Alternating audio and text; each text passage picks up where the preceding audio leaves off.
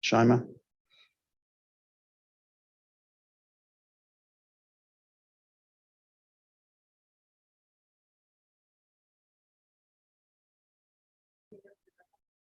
Thank you, Mr. Rudin.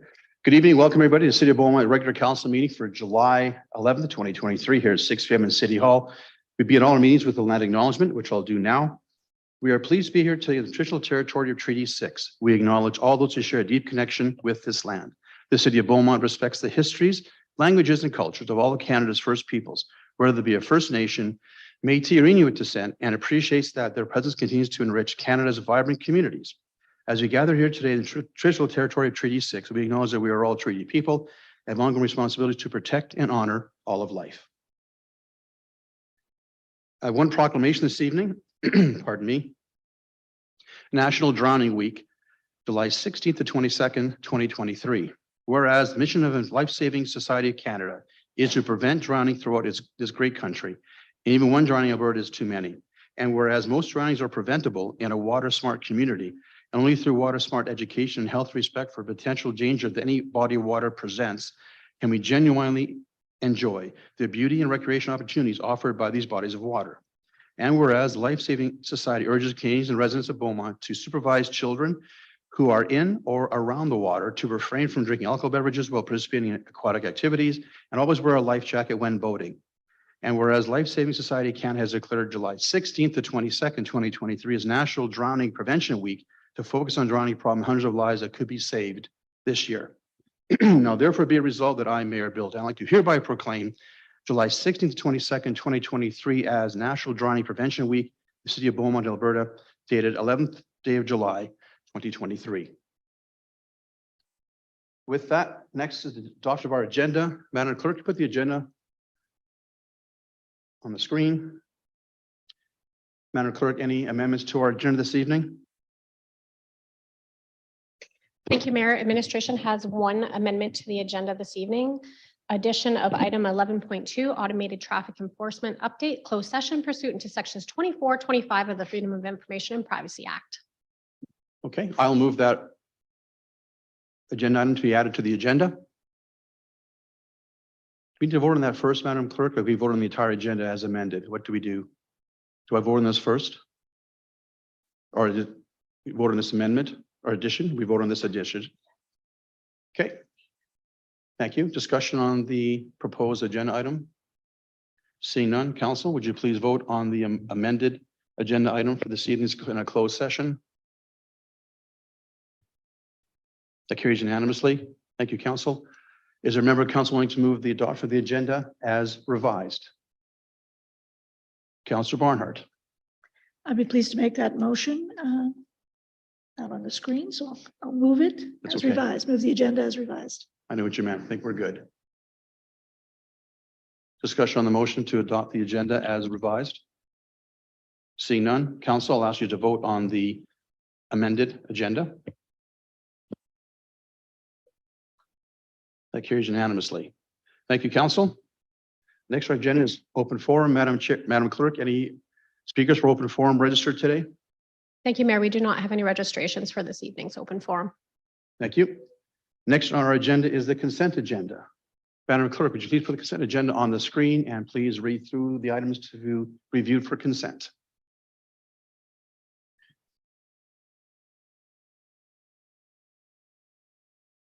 Thank you, Mayor. Council consent to approve the following agenda items without debate. 5.1, regular council meeting minutes, that council accept the meeting minutes of the June 27th, 2023 regular council meeting as presented. That the July 11th, 2023 report Q2 2023 capital projects update be received for information. The tax recovery process, that the parcels as set out in attachment 1 of the July 11th, 2023 tax recovery process report be approved for sale at the public auction to be scheduled on September 25th, 2023 pursuant to Division 8 of the Municipal Government Act. And that a reserve bid as close to as reasonable as possible to the market value of the respective parcels be approved, and that the conditions of the public auction as set out in attachment 2 of the July 11th, 2023 tax recovery process report be approved, and that the July 11th, 2023 report advocacy on improved safety standards for midway rides be received as information. Thank you, Mayor. Thank you, Madam Clerk. Appreciate that. Is a member of council willing to move the consent agenda as presented on the screen? Councilman Newkirk. Stephen? Yeah, thank you, Mayor. I'll move the consent agenda as presented. Thank you. Thank you, Councillor. Appreciate that. Discussion of the motion from members of council? Seeing none, council, would you please vote on the consent agenda as presented? That carries unanimously. Thank you.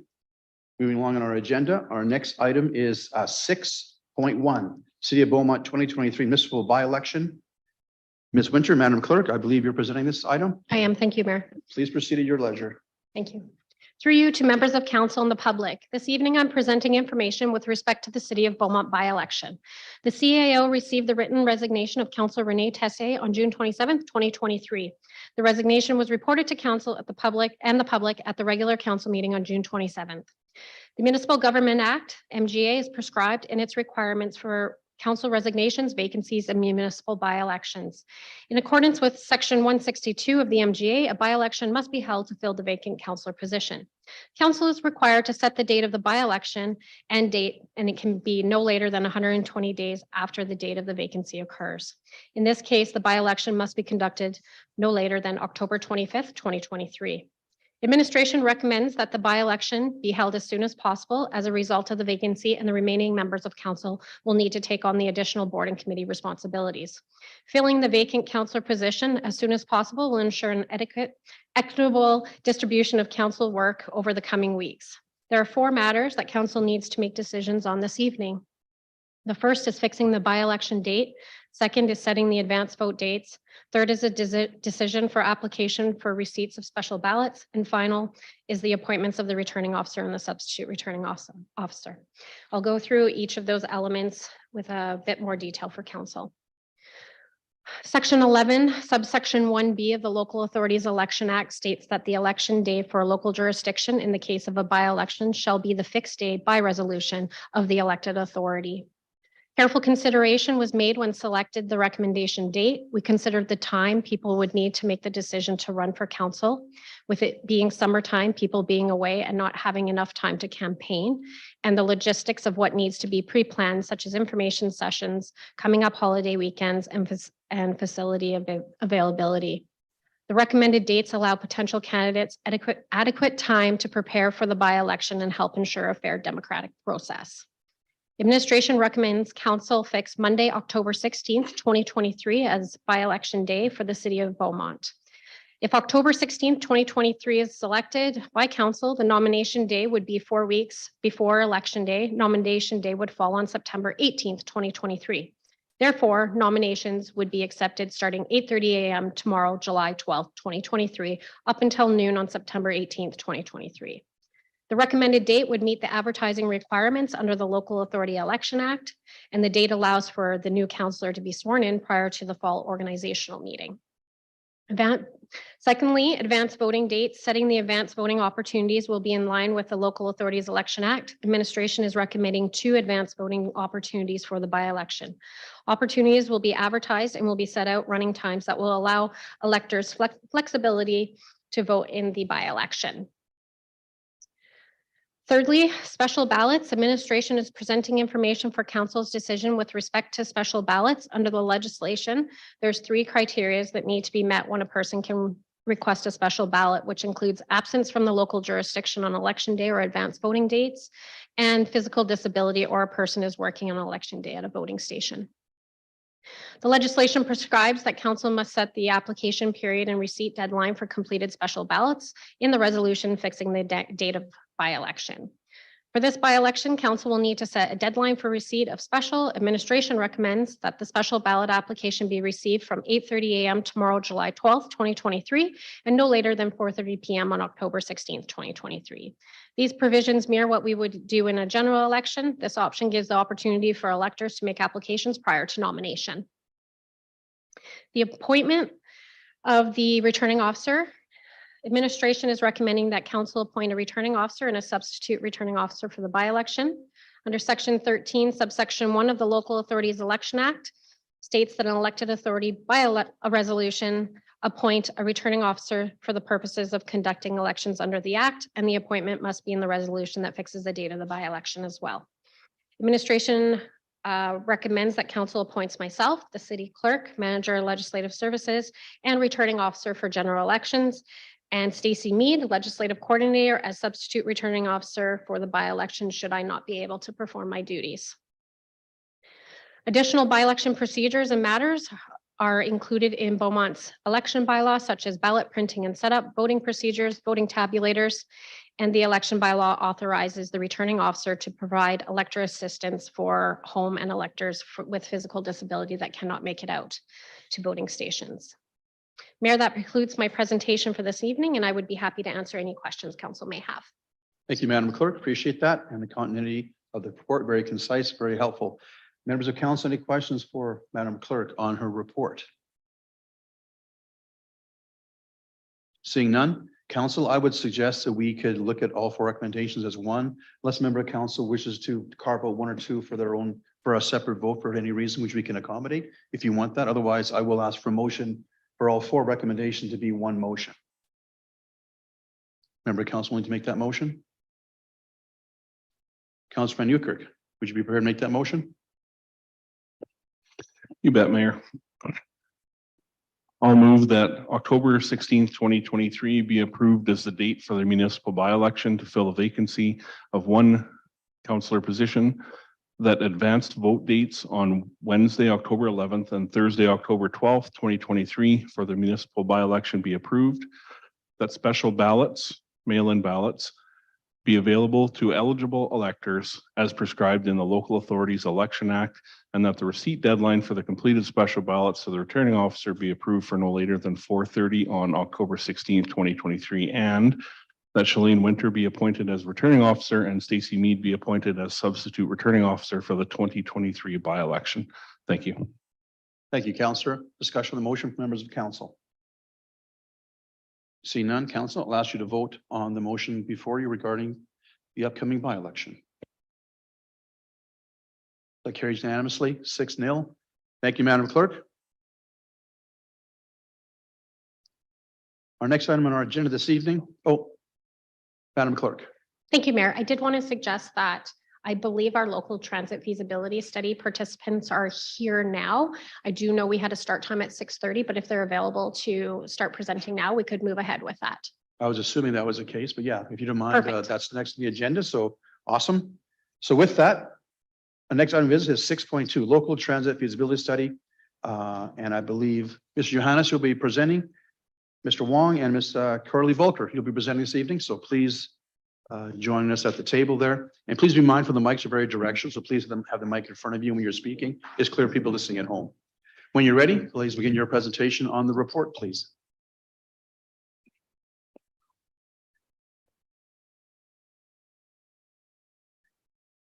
So good evening, Your Worship and members of council. My name is Johannes Wong, and I'm the manager of Long Range Planning.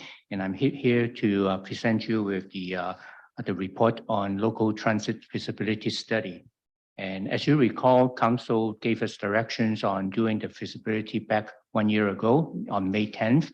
And since then, we have worked with ISL, engineering and leading mobility to work on this feasibility for the last year. So we are pleased here to present the final report and the recommendations to council. And with us today, we have Dan from ISL and David from Leading Mobility, and they will present the findings to council.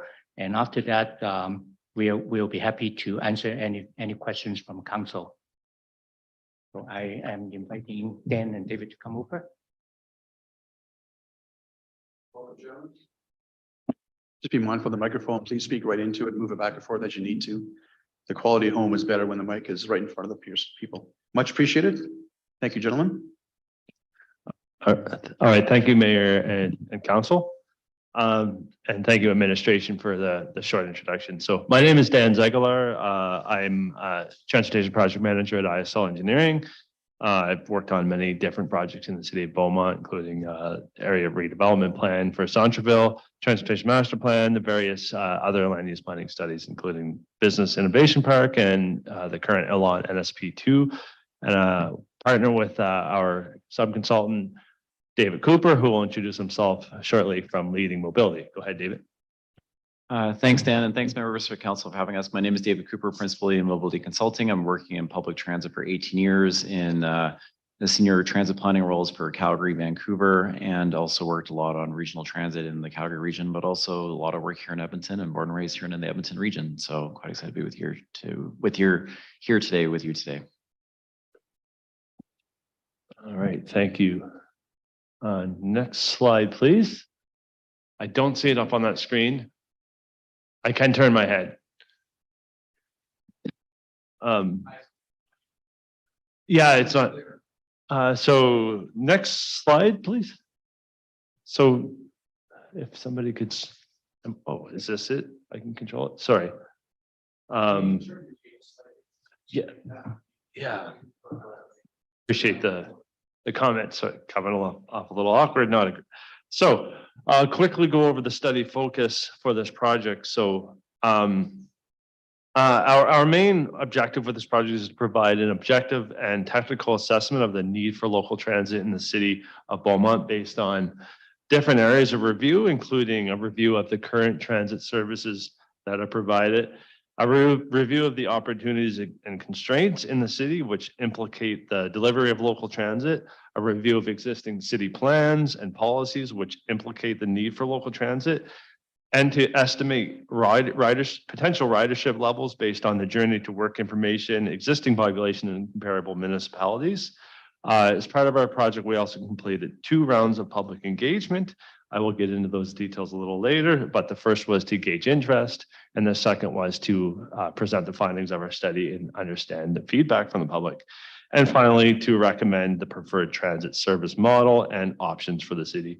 Some key dates are, we started the project around August, September 2022, with the first engagement session happening in around September, October, and technical work occurring fall, winter of 2022, and the second round of engagement occurring in April, spring of 2023. So we're here today to bring the findings. So I'll first go over the challenges to providing local transit services in the city of Beaumont. There are some challenges that will inhibit the ability for local transit riders. First being a high level of travel to work outside of the city, with about 80% of residents traveling to work to other destinations, including the city of Edmonton, Leduc County, and other areas. The internal capture rate for riders staying in the city for work is only around 20%, so that will be a challenge.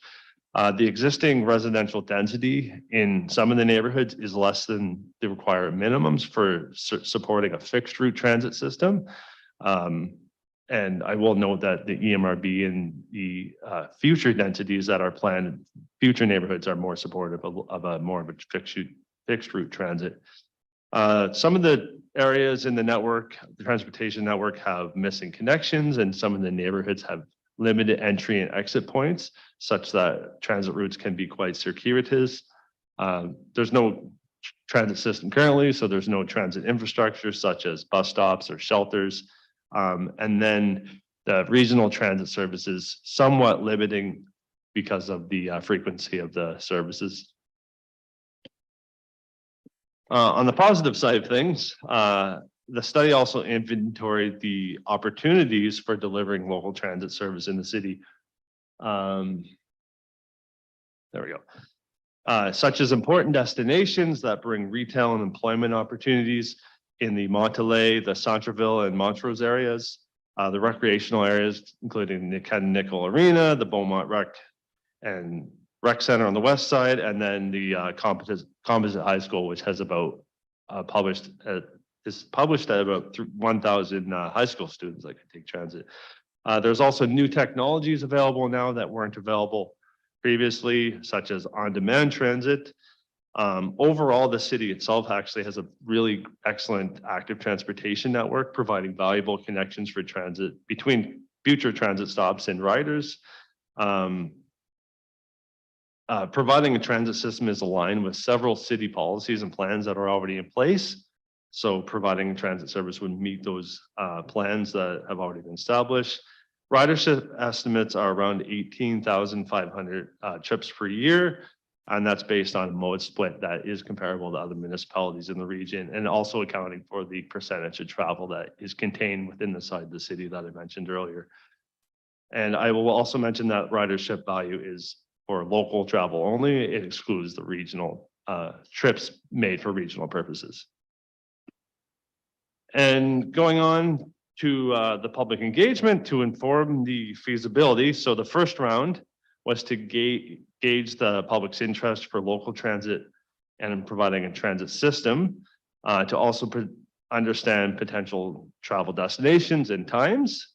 So an online survey was set up on the city's website, advertised through the city's social media accounts, newspaper, and then the roadside digital billboard. It was also promoted at a pop-up booth at the Taste of Beaumont event in September. And we had a really great success with the survey, with about 264 people filling out their survey. And a majority of them, I think it was about 50 or 60% almost, said that they would support and want to use a transit system for recreational, shopping, appointments, and work purposes. So the second round of engagement was to share the findings of the report with the public. A project video was published on the web on YouTube, highlighting the study results, essentially a project presentation. And along with that was an online survey. Similar advertising methods were used as what we applied in round one. A little more than 250 people completed the survey, so just slightly less than the first round. The results indicated actually a 50-50 mix of support for providing transit or not providing transit, and then about a 50-50% of support for providing on-demand transit or a fixed route service. Some comments from supporters would like transit for their providing a service for seniors, supporting city growth, and perception. One comment about the perception of on-demand transit actually working quite well in the region. Non-supporters for transit comments were about the need that Beaumont is a driving community. It's a small enough community that people can walk everywhere, and concerns about taxes, and need to improve regional transit service first before providing local service. So I'll pass this off to Dave Cooper, who will go over the recommendations. Thank you. Yeah, and if you want to keep doing the slides, I'll read off here. So I'll just walk through the recommendations. We looked at an on-demand transit service option as well as fixed route service options within the city of Beaumont. We are recommending the advancement of a one-year on-demand transit pilot, as that it provides the best opportunity for citywide coverage throughout your community. There's opportunities to integrate and that transferability into your regional transit service is available with an on-demand type service delivery model. Typically, I think we're anticipating roughly under about 20,000 annual rides. So you will likely not get to a threshold of fixed route service with that type of ridership, but you can see and really test out what is the market for this particular ridership amongst different community demographics with a one-year pilot, and also see how the applicability is for your particular residents. On demand does have, it's typically activated when you book a trip, and it could be demand responsive, but there is limits on that. So typically on demand works well with 5 to 10 riders per hour. Once you start exceeding, I'd say maybe 8 to 10, then it does get a bit limited depending if you add additional vehicle resources or other service parameters to that. The technology provides the most direct route from point A to point B, but again, the travel time and the wait time is very dependent on the actual demand of the service at the time. And there's several different ways you can book a trip, particularly through an on-demand app, but also you could book trips online and potentially by phone, depending on the contractual customer service parameters you have with an on-demand service. Next slide. In terms of the recommended options, there's 2 ways to proceed forward for an on-demand pilot. The first one would be contracting a third-party operator. So this would be commencing an RFP process to one contract operations provider for the particular service, and then also a technology provider. It's an integrated solution for that. The third party response would be responsible for the day-to-day operations, maintenance, technology, bookings and customer service. And the city would be responsible for really defining the service objectives. So when is the service run? What's the connectivity with regional transit? What is what you determine is like a maximum wait time? What is in the threshold of appropriate service levels? The overall metrics and KPIs for administering the overall contract management piece, and obviously also funding the net operating costs of the service. The second option is there's been, I think, an openness to work with some of your regional partners. The city of Leduc does provide non-demand service in partnership with Leduc County, and there could be some abilities to scale service through existing contractual means to look at different options to do that, and also explore that through other transit service delivery partnerships. And there would be a potential opportunity to leverage the existing technology and also the existing potential operator for these types of services if the city wishes to do so. The overall cost of the service really depends on those service objectives. So how often the service runs, how many vehicles you allocate to the service, and all those different components, and the net operating costs. And if you also choose to collect fares, Edmonton does not. Edmonton does theirs based on connecting service to regular transit services on their high frequency or crosstown services predominantly, or the LRT service. That's a conversation decision that the city would have to make as well. With that, we're happy to take any questions. Thank you, gentlemen. I appreciate that. I do anticipate a few questions from council. So with that, I'll open up to members of council to offer any questions they may have on the report we were just presented with. Councilman Newkirk, Steve, you have the floor first.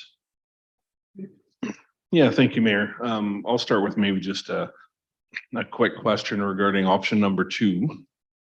Was the study able to examine any rider satisfaction with the Leduc Transit on-demand function as it sits right now? In our conversations with the city of Leduc, we did take some of the service performance data. In terms of customer satisfaction data, the nice thing with on-demand is that there's a lot more ability to do rider outreach through in-app surveys. We did not ask for that data. We are not the service provider, so there is some sensitivities when it comes to privacy and those kind of components. But in terms of our discussions with administration there, it's a very popular service. They're having a really hard time keeping up with demand. Just in terms of the residents' utilization of the service and really the overall demand of the service throughout the service day. So if that's alone as a determinant, factor, or people happy with the service, if people are angling for more service, that's a pretty good sign. But we did not ask for that particular customer satisfaction data because there is some limitations in terms of, I would say, privacy. But that is something that you can build into if you were to do a pilot, that's something you could actually build into through in-app rider surveys and other consultative means. Yeah, and there may be an option to ask for some of that feedback more pointedly and generically, depending on which way council decides to go. So, okay, thank you for that one. Thank you, Councillor. Councilor Swain, followed by Councillor Miller. Sam? Thank you, and bear with me and feel free to cut me off when my questions get Okay, too thanks many. for talking. Okay. Open the door, sorry. Yeah. So thanks, first of all, for the very comprehensive report. I didn't expect anything less from you guys, so good job. The question, first I'll say, the recommendation for on-demand versus any other options makes sense to me. I figured we would get there. What I'm curious about is here admin is recommending option 2 here with Leduc Transit. So I'm just going to dive into a few questions on that. I wonder if you could just help me understand, talk about the difference. Like, how does Leduc Transit operate their kind of on-demand system versus like a City of Edmonton in terms of the operator model? Like who's actually operating it for them? If you could explain the difference between them or some other examples that you're aware of across Alberta, a contracted model versus being run through the city. Through the chair, thanks for the question, Councillor. In terms of the model of the Duke, they are a contracted service provider through Pacific Western, which is actually the same as Edmonton. They are a contracted service provider as well. In Edmonton, they are unionized through ATU, the local 569 is part of that. Depending on the services, Calgary, I'll give it another example. They actually have a mixed model. So Their on-demand service in Southwest Calgary is utilizing existing Calgary Transit community shuttle vehicles as well as operators, because they did transition some of their fixed route services to an on-demand for a pilot.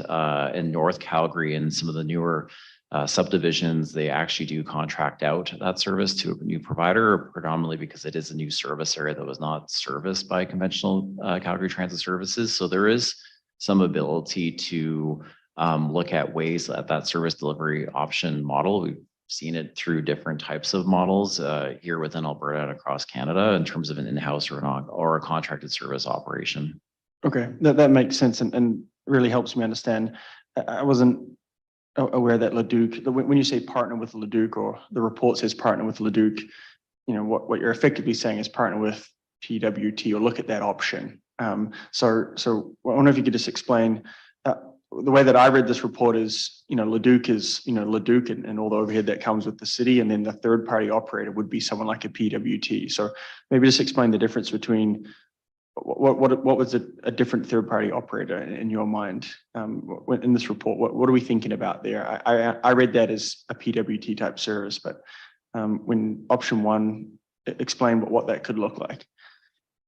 I'll start with an answer and I'm going to turn to administration after. So the idea of partnering with another municipality is that there's options to scale the service through existing agreements that they have. So the owner of the contract would be the city and the city of Leduc, or sorry, the city of Leduc and Leduc County.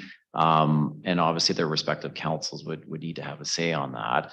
They run a contracted service model, and there's parameters of scaling that model. It's very typical in the transit sector. So if you add service hours or you take back service hours, there could be some economies of scale of that in terms of, to me, it's really the ownership of the contract piece of that, and how would an additional party be part of that. I'll turn over to administration to elaborate further of how that could look like in terms of the city's role on that.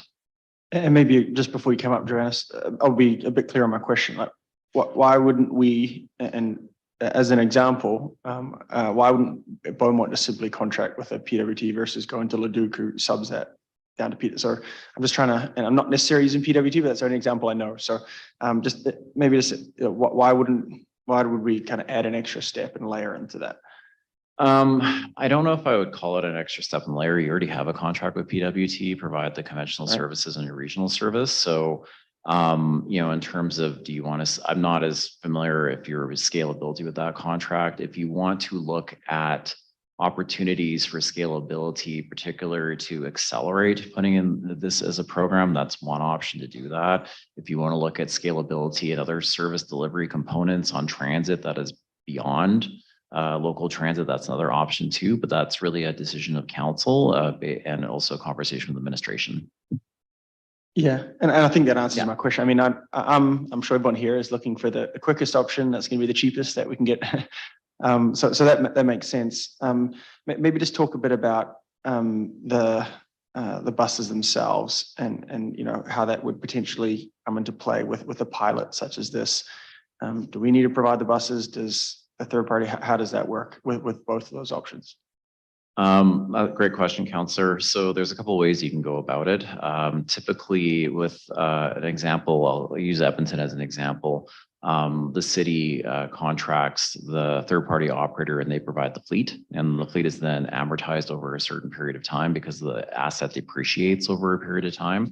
That could be a particular option. Another option is the city could look at procuring your own fleet in terms of getting new fleet. If you want to look at things like electrification, if you want to look at things of reducing those amortized costs, there's a lot of opportunities right now to leverage funding for different transit fleets through I think it's the Building Communities Fund. A lot of transit agencies get their funding for that, provincial grants, the Zero Emission Transit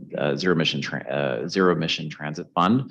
But some programs, those take 2 years. Right now to buy a bus right now, it takes about 2 years because we have a lot of backlog when it comes to supply chain. We have a lot of backlog when it comes to materials and labor and those components. So if you want to scale and leverage those abilities, you could do that. Leduc does own their own fleet, I believe, for those types of services. And then you may have to pay a bit of a premium in terms of the amortized cost of the fleet depreciation. And that's pretty common. Yeah, and that's exactly where I was going is, you know, the three buses that we have here, you know, we were able to get federal funding for 65% or whatever that number was. But to your point, you know, that's going to take a long time to apply for those, to go through that process. And what you're recommending here in front of us is a pilot program. And, you know, maybe we, as we're going through that, maybe we assess the ability to potentially purchase them down the road. So that all makes sense. The question in terms of costs. So I'll admit I'm surprised that we don't have that here in front of us. You know, we asked this report, as was mentioned, May 2022. Like, how hard would it be to, you know, and I get it's variable, right? You're going to depend on ridership and all that sort of stuff. But, you know, there are on-demand transit systems, you've named them here, and further across Alberta.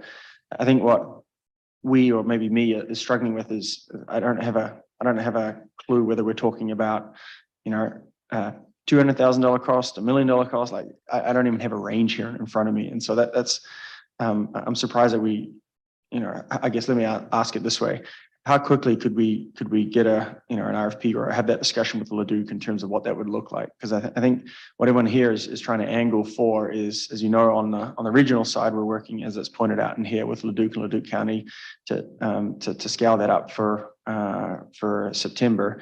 Ideally, you know, we're looking to increase our routes, to increase our ridership. What I don't want to do is study this again, right? Like, we want to be able to have this pilot, you know, ready if possible, to complement, you know, that fall service, right? We know that a lot of the folks who say they're not catching the bus now into Edmonton is because they're going to drive from their house or walk a long way to get to that bus stop. So, you know, we really wanted to piggyback those together. So, is there an ability to kind of understand those costs and have this ready for September, along with that other the broader Edmonton service? Is that possible?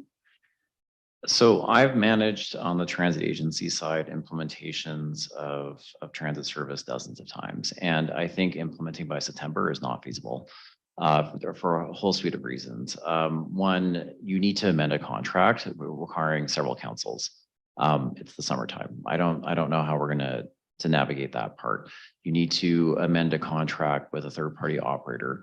You need to confirm what council's expectation is in terms of hours of service standards, in terms of the overall service hours. Those estimates could be put together. I think a way forward on that is an administrative, I'm not sure how you do it within the city of Beaumont, but an administrative response in terms of what could be potential service hours or what could be potential components for that. There's changes to contractual costs for the cost per service hour from the existing third-party contractor that needs to be looked at. So, but then also you need to write schedules, you need to put in bus stops, you need to put in, like, I'm speaking on the conventional side, and then on demand, it's its own component. You need to inform your residents of the services that are available. You need to talk to your partners in terms of securing access agreements or spaces. And then that could be a potential option for, you know, connectivity on the regional side. For on demand, if you were to scale through a contract through an existing provider, that accelerates the timeline. And there would be probably cost synergies to do that. And that's why it's something that's being recommended. And I think there's an openness to having that conversation amongst your regional partners.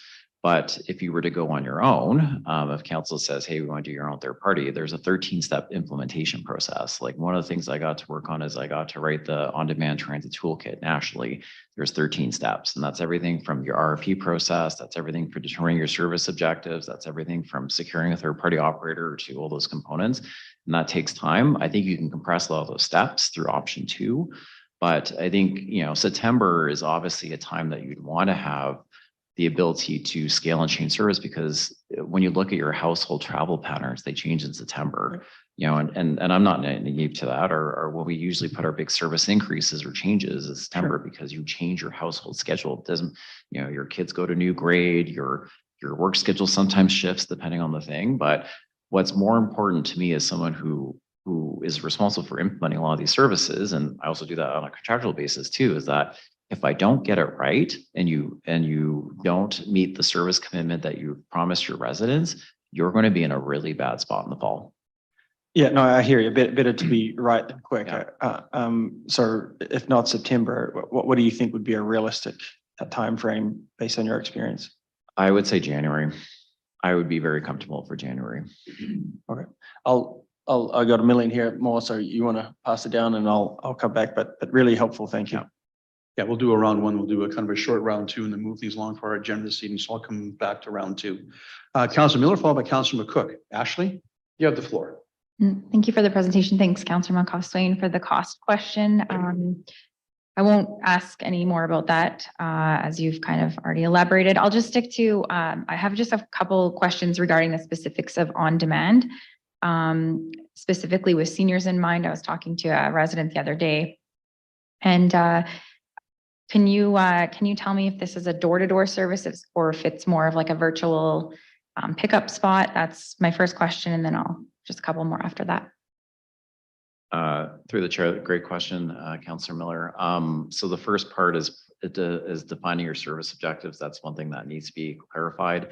You could do a door-to-door service, but there are trade-offs to every model. So you do door-to-door service, your ability to collect more ridership and people over time does get a little bit more complicated.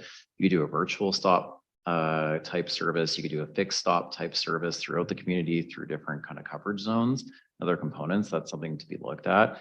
If I were to advance this conversation, I would not recommend a door-to-door service because your ability to scale that service and be able to serve as many different groups, including seniors, is going to be a lot greater, maybe with a virtual stop service or a service that you do have stops throughout the particular community where they make sense. It may not be the same fixed route that picks up people along the way, but there's opportunity to access that service throughout the community. Door-to-door really starts mirroring a lot of paratransit service, and paratransit service are extremely expensive and very hard to scale. And right now there's a lot of work that's being done to try to integrate paratransit with on-demand right now. And it's not, in my opinion, not been that successful because there's only so much you can do with space and time. I'm not a great physics person, but that is the limitation you start running into. I want to make just one addition to that. The virtual stop model compared to a fixed route model means you're still going to have a lot more stops available. Right. With fixed route services, you have a lot more space between stops. With virtual stops, there's a lot more options.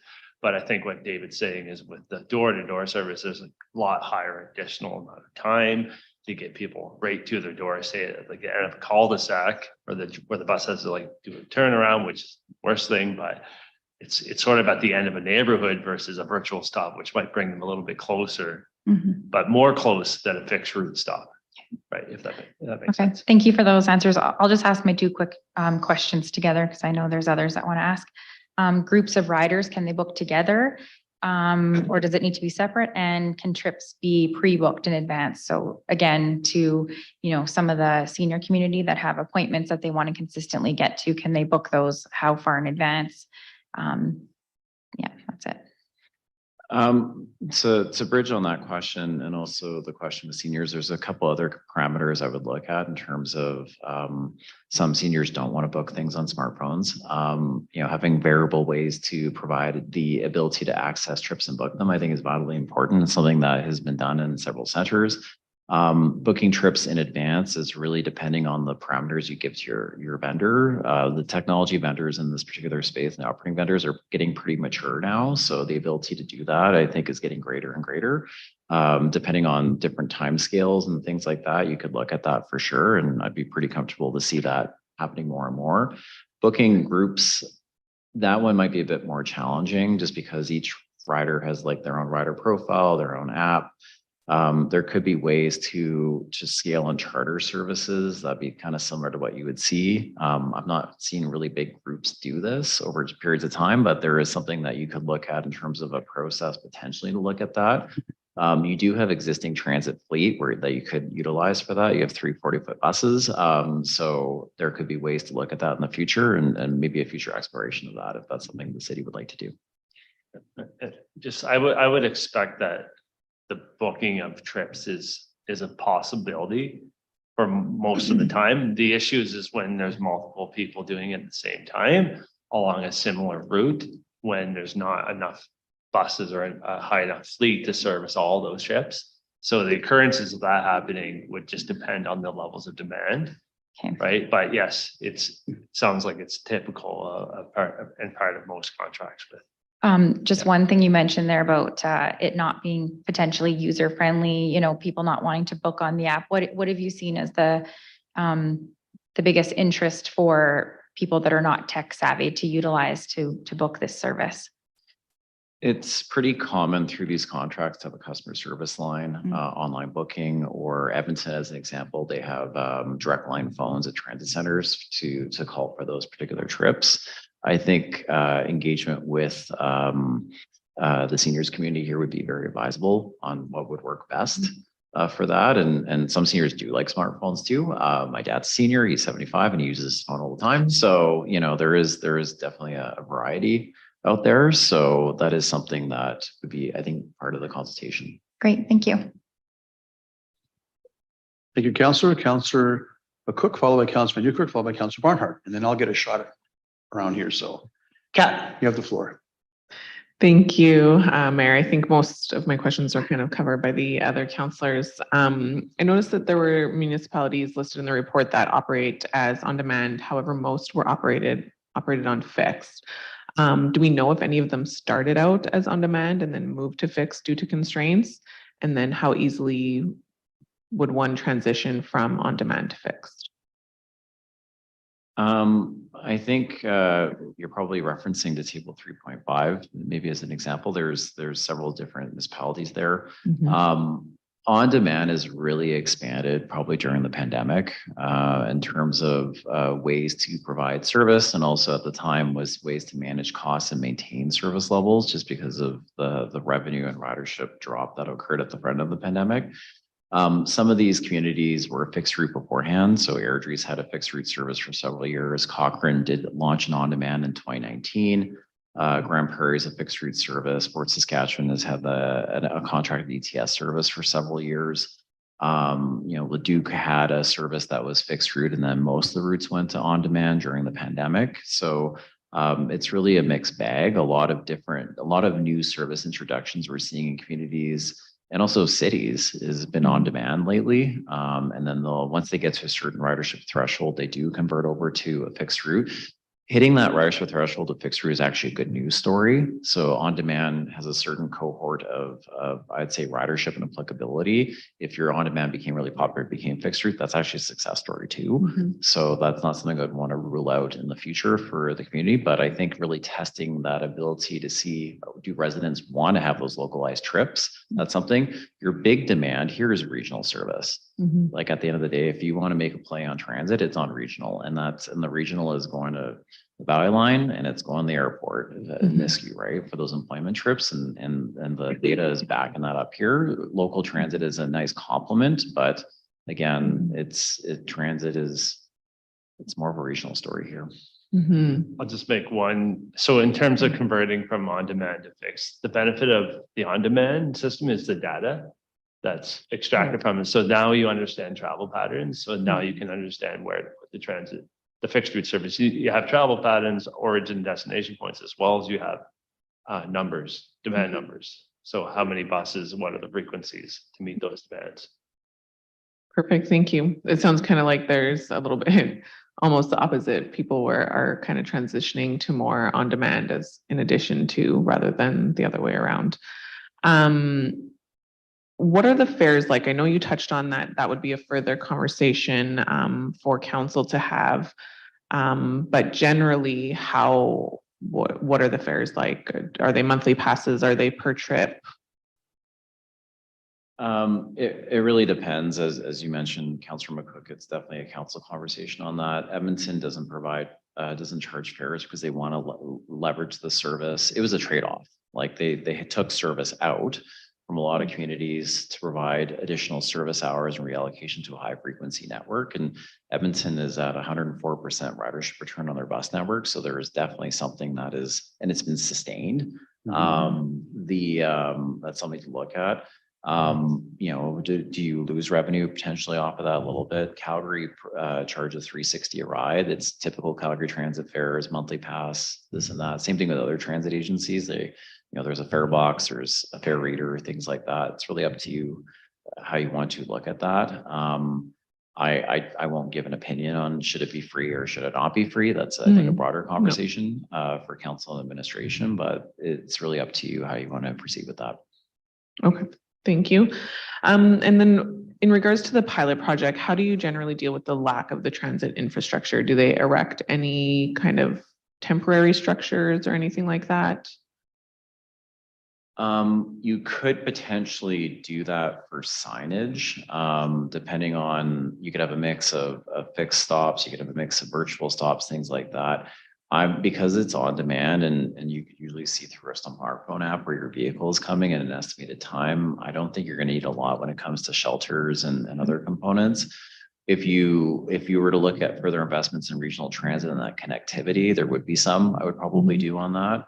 One of the challenges, and I've dealt with this, especially during my time in the city of Calgary, and I did a lot of work in Airdrie, actually, we were supporting them in the expansion of their regional and local services, is that if you don't, and this is something I would strongly suggest the city looks at, is if you don't put it in through your outline plan process, or if you don't put in through your ASP's bus stop locations, and you actually put the caveats on your land titles, as a public utility, the city of Calgary does this, you can't get those bus stops in later, right? So that's something I would look into, especially if your density is increasing in some of your new ASPs. I would really strongly look at doing that, because then it solves future issues when you do go to potentially fixed route service. So it is something that you could look at that, but in terms of shelters and amenities and that, I wouldn't put a lot into that, unless you have more connectivity with regional service. Perfect. Thank you. That's it for now. Thank you, Mayor. Thank you, Councillor. Appreciate that. Councilman Newkirk, followed by Councillor Barnhart. Steve, you have the floor. Yeah, thank you. Just a question about pilot projects and how you could frame them. And I know you can write anything and put any terms into a pilot project, but just looking to see if you have any experience on this. So let's say we started a pilot project with 2 buses, and it was loved so much that 2 buses couldn't even start to keep up. Is it something that is common in a pilot project to put in caveats to increase or expand service, or is it best to, in your experience, keep the pilot project tight to its initial, the way it was initially imagined, or which? And I know we can write anything in. You could write in, options to expand in the future, like all those things. But in your experience setting up a pilot project, is it best to fix your infrastructure and your timeline, or to leave some options to increase if it might need it? That's a great question through the chair. In terms of a pilot, one of my favorite projects I've ever worked on in my career was actually a transit party pilot in Toronto, and it was called the King Street pilot. And if I've learned anything about pilots, it was a very public facing, changing the nature of a street through a major center. You might want to hear me out because it's different opposite context. What the pilot teaches you is, one, you need to have very clear KPIs at the onset. Like what are you measuring? In terms of, for a pilot for you, I would look at maximum wait times, customer satisfaction, the ridership per hour, things like that. And if you have a pilot that is successful and you're getting more residents that want to take the service and you have to add the 3rd vehicle, I would adjust during a pilot as long as it meets those KPIs. What you don't want to do, in my opinion, is that, let's say you don't adjust to the changing environmental circumstances of your pilot, people will just walk away from the service. And if you don't meet people where they're at during the pilot, you're not setting yourself up for success later. Now, there is cost implications to that, and you may need to have a range of financial ability to do that, and obviously some parameters in your contract to change that, because if you're at another vehicle, you got to find another vehicle, you got to find another driver or 2 because of shift scheduling and rostering and coverage and things like that. But if you let a pilot and say, hey, this is it, and it's not picking up people, and people are starting to say this is not going to work because there's too much demand for on demand, because that does happen a lot. Okotoks has had that problem. They're looking at putting in fixed route because they can't keep up with on-demand. Leduc's had the same problem. So I would strongly suggest making sure you have the measurable KPIs that everyone is comfortable with, having that ability to also scale and during that time. So then at the end of the day, if a pilot is successful in bringing people in, you want to keep it. So if that's council's will to do so. Yeah, and where that comment comes from is pretty much where you started with Leduc. You know, maybe having more demand than ability to keep up, right? And so, you know, if we're seeing that there, our populations are somewhat similar. You know, how do we make sure that we can capture the attention and not lose it? You know, I've tried 4 times, I'm not doing it ever again, right? Because that wouldn't be helpful at all, right?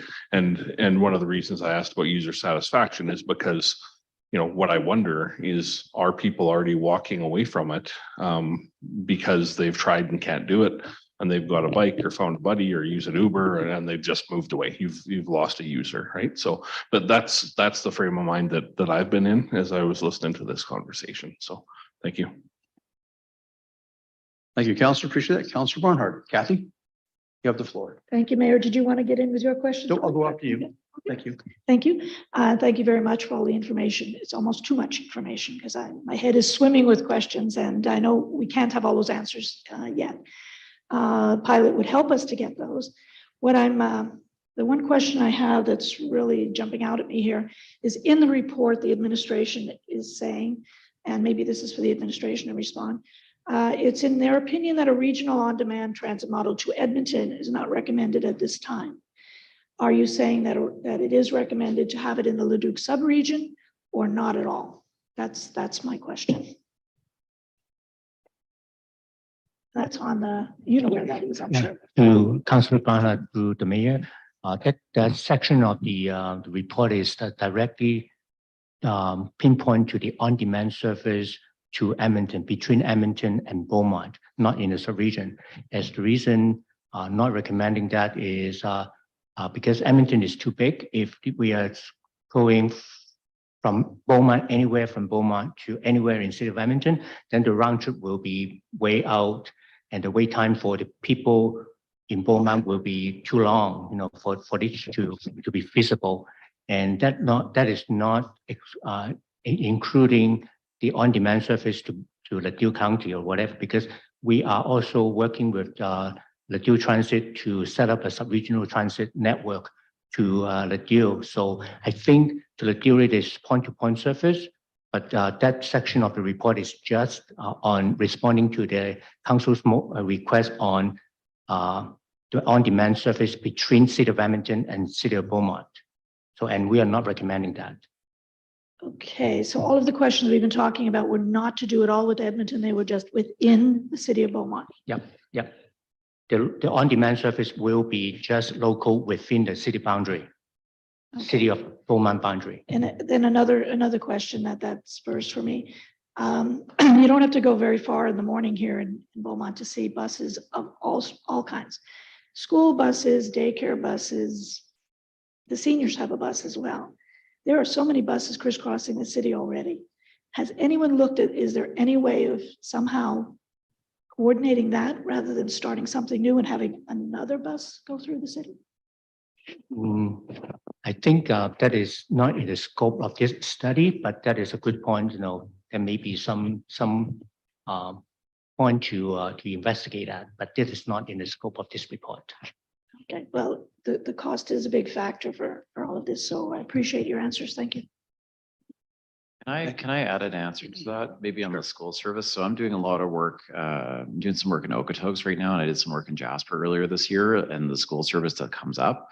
There are parameters in the Education Act that school boards have to provide transportation services within a certain catchment or a location, but it's a point to point. Like they're only required to provide A to B transportation depending on the need of the student to the school. So the integration abilities is very constrained on that, and they're actually tightening that radius for the next school year, the 24 to 25 school year. So it's actually getting more complicated to do that. The demand for school services on transit in smaller communities is for those students that are typically have part-time employment, after school activities, or let's say you have two parents that are they only provide service to one A and B, and if your parents are separated or X, Y, and Z, there might be some complications with that. Like those types of trips, it's very hard to integrate those in kind of a smaller center, unfortunately. Thank you, Councillor. We have a hard stop at 7 o'clock. We have guest presenters coming on at 7 o'clock. So Madam Clerk, would you let our guest presenter will be 2 or 3 minutes, and we'll have them come on. I'm going to forego my question because we're running short on time. My question is going back to cost. So in the report coming back in September, we'll have some recommendations on pricing, right, for the pilot project. What other municipalities like Cochrane, Airdrie, Stony Plain, Spruce Grove, what are they charging for on-demand transit, and what we're going to be charging people in our pilot project. I expect the report will have that information coming back in September, or recommendations on pricing. Yeah, that will be correct. If council tonight is giving the administration to continue to work with one of the two options, and we're recommending option 2, then we will work with the Dual Transit to work those details out and come back with council for the resources. Thank you. That's what I'm assuming. So round 2, I've got time for one very, very quick question, one very, very quick answer. We have to deal with the recommendations. So if you have a quick question, Sam, please proceed. 1 minute, at most 2. Yeah, well, with all respect to the presenters coming, there's an important topic. So we've asked for this since Mayor Stewart's time. So I don't have much, but I just want to make sure we got the recommendations right. So I got a couple of specific questions on the recommendation itself. First recommendation is that administration continue to explore option 2. First, I should say, the information presented looks great. Looking forward to it. We've got to figure out ways to maximize our transit system. So I'm excited about this. My concern with just focusing on option 2, option 2 is very specific to Leduc Transit. And why wouldn't we, as we're going through that, why wouldn't we, and I don't mean to know that this is more than just an easy, just throw out an RFP, but why wouldn't we just get some pricing from others who would want to provide an on-demand service directly to Beaumont so we can compare that? Like, why wouldn't we, as we're exploring Leduc, just put out an RFP to see if anyone would be interested in doing that through that process? I will try to answer that questions, because by putting out the RFP, it takes the initial time frame to work out the RFP and then send it out for the bidders to come in. And the reason why the administration is recommending option number 2 is to work with Leduc County, even though their service provider is through Pacific Western. We know that we may be Pacific Western, but we can tie it on to the synergies and the economy of scales with Leduc Transit, with the relationship with PWT. For example, they just add a zone in their on-demand transit instead of setting up a new zone for us directly. So there will be some savings in the initial setup, and also the building onto the Dual Transit's relationship with PWTs with the existing resources. Then there may be some capacity crossover that we can tap onto. So, and that's the reason why. I get that. That makes sense. Like, I understand why you want to go with option 2, but my challenge that's going to be in front of us is you're going to give us the costs, but I'm going to have nothing to compare it to, right? So that's what I'm struggling with. And I know putting out an RFP is not, it takes more than half an hour to write one and get it out. I understand that, but I think personally, I think it's worth. I would like to see that comparison when it comes to that'll help sell it, for lack of a better term. So I don't know if we want to talk through this. I know you want to get to the next presentation, but to me, that's an important piece that I want to see. And so maybe that means adjusting the recommendation. And then the second recommendation here is, it says, by September, you guys are going to come back and I see Mike wants to jump in here.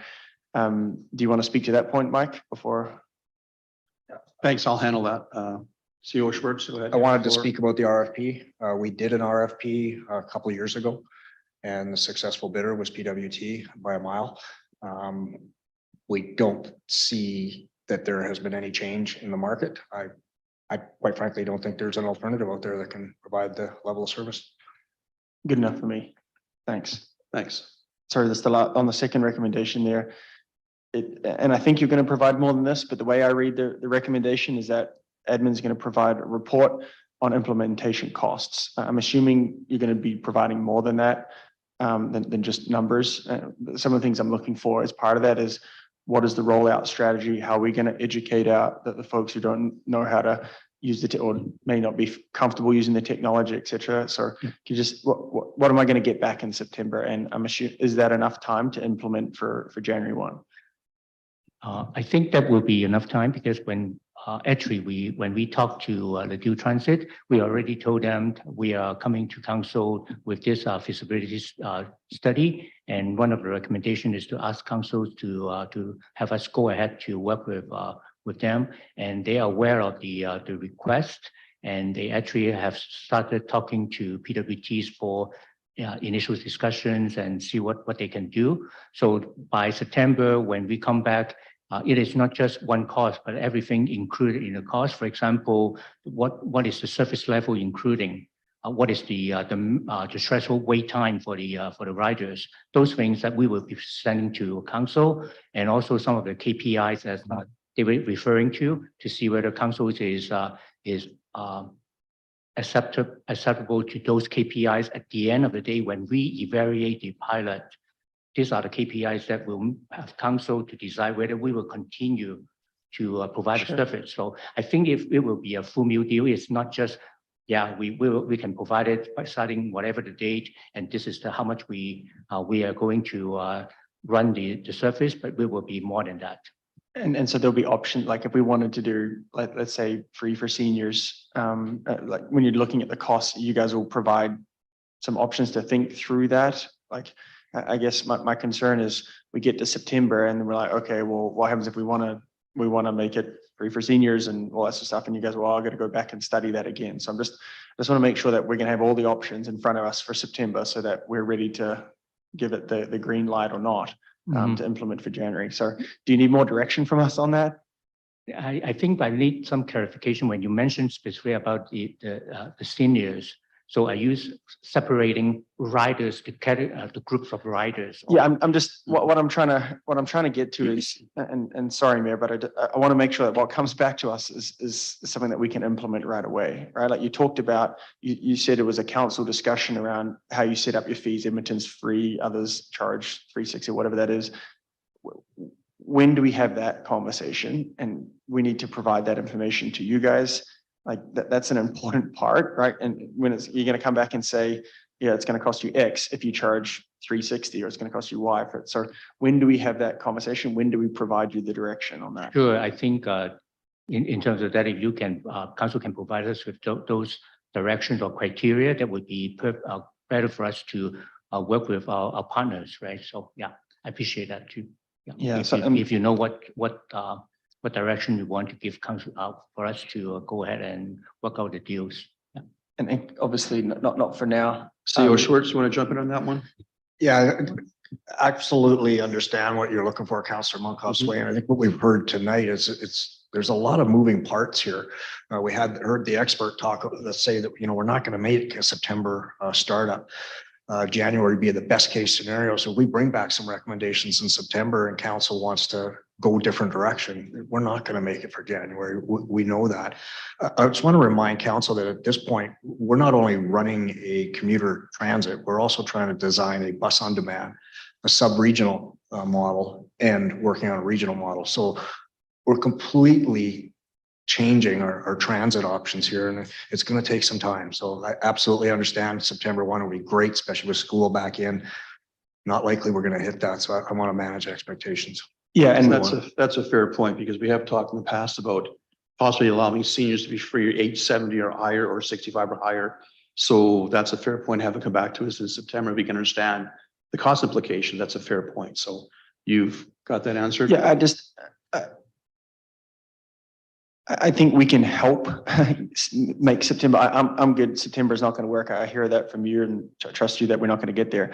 But I want to make sure that we've given you enough information and not today. And I recognize we're going away for summer and all that sort of stuff. But at some point we should have a discussion as council to help inform them. So when they bring the report back in September, like we should help provide that direction, or else it's going to continue to delay and delay. And all that's going to do is push that out, which is going to challenge our service into Edmonton. So I'm just looking for some help here on when we could potentially have that discussion, or if you think it's premature to without the information. But I think we need to look at that. A reply? So I think maybe to help the conversation is it's a straightforward exercise to come up with the operating cost. You'll know the contracted cost. There's actually synergies in the contract where you increase your service hours on a contract, you do get a reduction in the cost per service hour. So I think for administration to come back, give you the operating cost is going to be X. I think where the discussion amongst council would be helpful in determining that is really the net operating costs or the impact on your tax levy. So if there was something that if there was a council direction, I think that would be helpful, is saying, all right, here's the things that are council's priorities in terms of what a future fare structure is. Obviously, I think you'll need a conversation with administration on that. The operating costs are the operating costs. It's really what is your net operating, and those inputs can come in over time, but those need to be finalized before you launch a service, because what you don't want to do is change that fare structure while the service is in flight, because it will just confuse people. So I think hopefully that's helping the conversation on that. It helps. I'm not sure when we have that conversation to help them. We have a council of the committee of the whole next week. Maybe talk about that and figure out, I know what you're asking. I'll make sure you have enough information to determine the report September is going to be effective for us. So you know what? I've got Councilman Newkirk with a question yet. Someone will kind of move this along. Why don't we have all the conversation administration after this evening's meeting, and we can figure out how to make that into the report, give enough direction to make sure the report back in September, what we need and what you need to provide us with. CEO Schwartz, so I'm going to move this, Councilman Newkirk, and move this along. Yeah, just trying to get to a solution here. The notion of the pilot, we're confident that we're going to have some costs in September on what a pilot would look like for Model X. During the pilot, as we heard, we'll be able to gather the data that we need. And at that point, I think council will be in a better position to say, you know what, we're comfortable with a 2.3 tax rate to support this bus on demand, because it's providing these types of services. The pilot itself will probably fund outside of the tax rate. So I think there's plenty of time to look at that. And what I'm hearing from the expert, and I'm certainly not one, is that once we provide a service, there's going to be an expectation. So it's going to put pressure on council to say, yeah, raise taxes 2.3% to fund the same per year. I think we'll have a better idea what that looks like as we advance through the pilot. Just trying to help you get to a solution. Okay, that'll probably help. Councilman Newkirk, Steve, you have the floor. Yeah, and just adding to Councillor Monkoff-Swain's maybe the direction he was looking to go, Cochrane Service, in their fee structure, they've got a 0 to 5, 6 to 18, 18 to 59, and 60 plus breakdown. And I think that's kind of what I hear Councillor Monkoff-Swain saying. So it could be as easy as that, right? So thank you.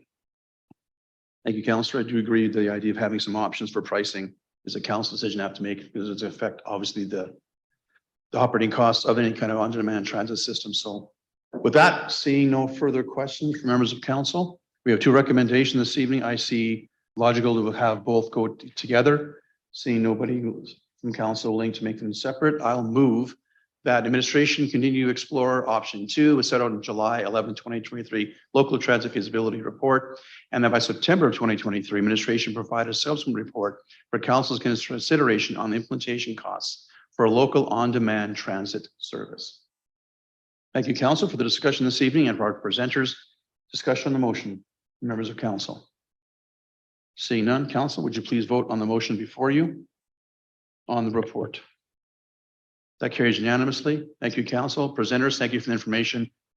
As Councilor Warner mentioned, lots of questions, lots of information. Very well done. Thank you for your patience. And with that, I will move on quickly to our next topic, Both presenters are actually with us virtually this evening. So Ms. Winter, would you please introduce our next two presenters? And our next topic is 6.3 Urban Agriculture Plan Update. Thank you, Ms. Winter. Thank you, Mayor. We have Helen and Cassandra on the line here, and they'll be ready to present the next item for council.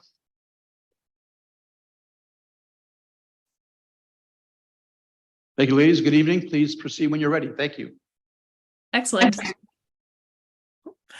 Apologies. Thank you, everyone, for welcoming us. My name is Helen Logren, and I'm joined here today by Cassandra Cager.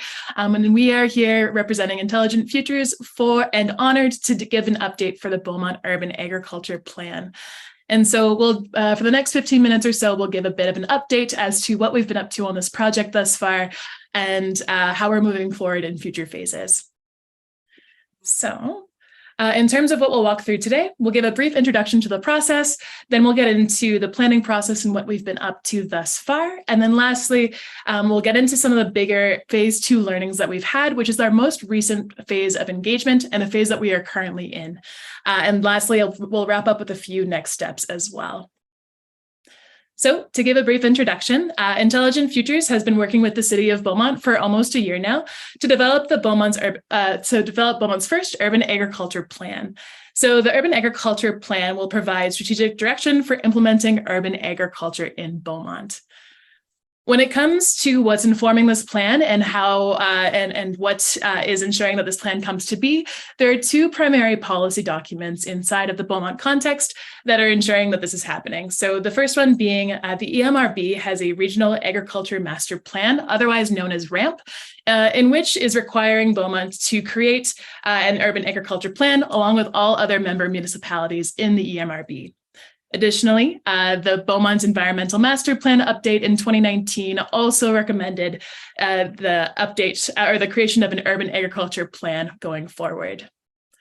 With that, for this plan process and starting out, we created this guiding question.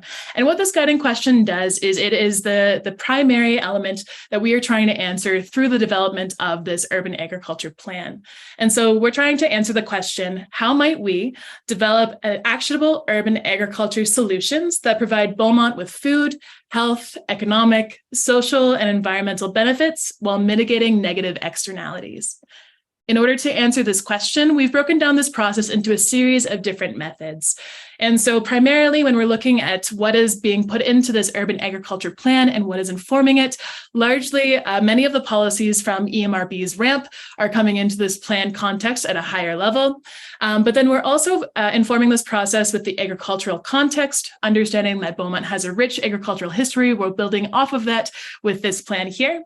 We also have reviewed a series of established standards and plans, including the MDP, the Land Use Bylaw, the Animal Control Bylaw, and more.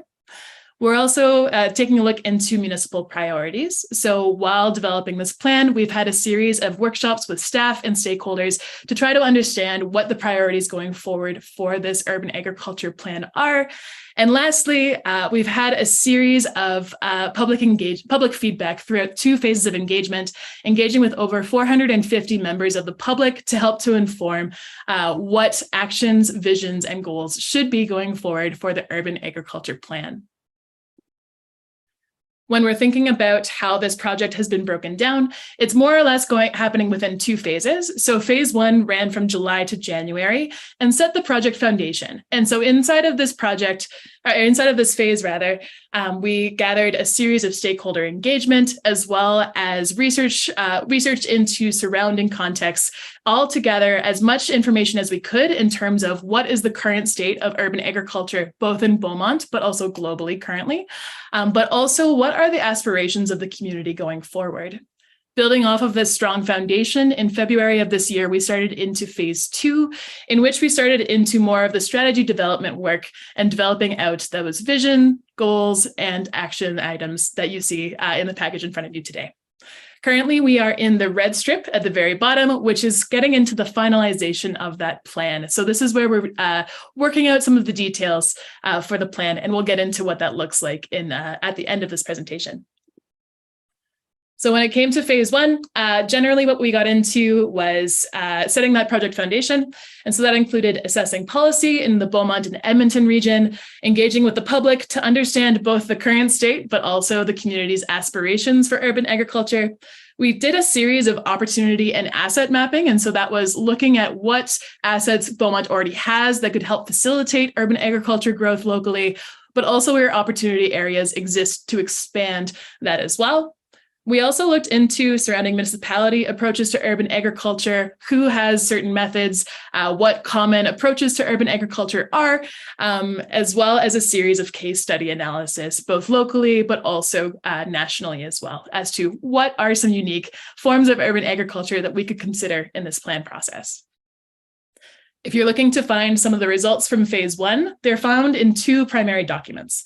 The first one is the research highlights deck, of which will be attached to the final report, which will be coming your way in the fall. This research highlight deck captures all of the research we've had to date. The second one is the phase one What We Heard report, which was circulated to council in the spring of this year, and also can be found on the Beaumont website as well online.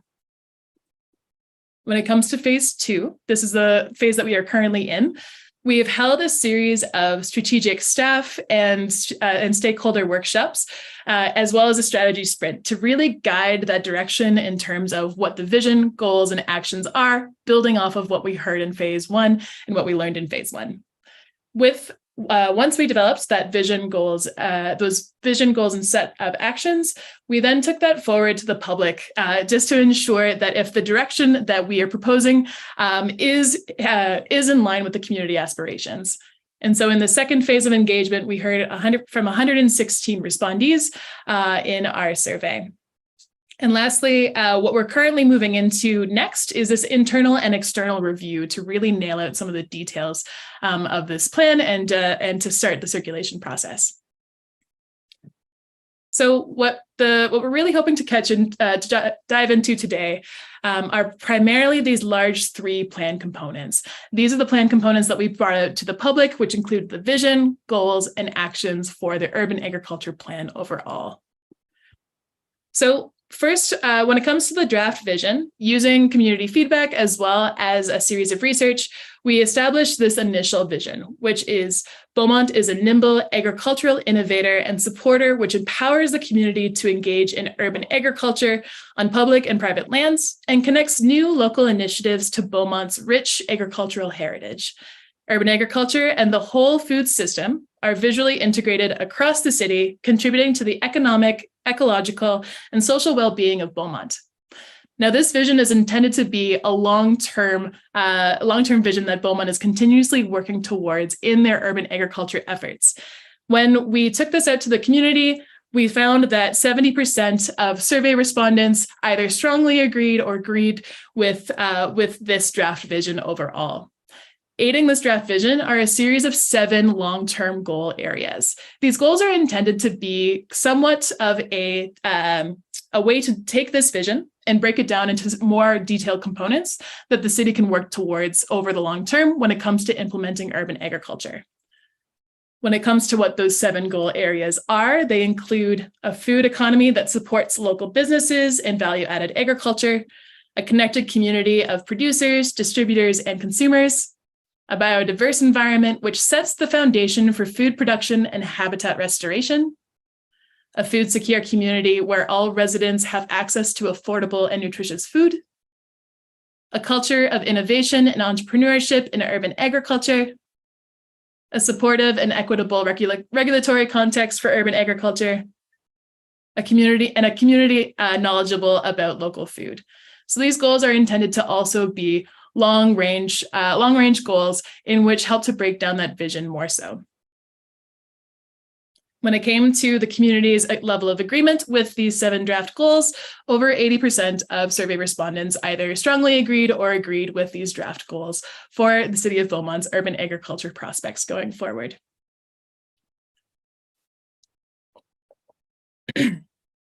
So the biggest component of this survey going out really was the action setting.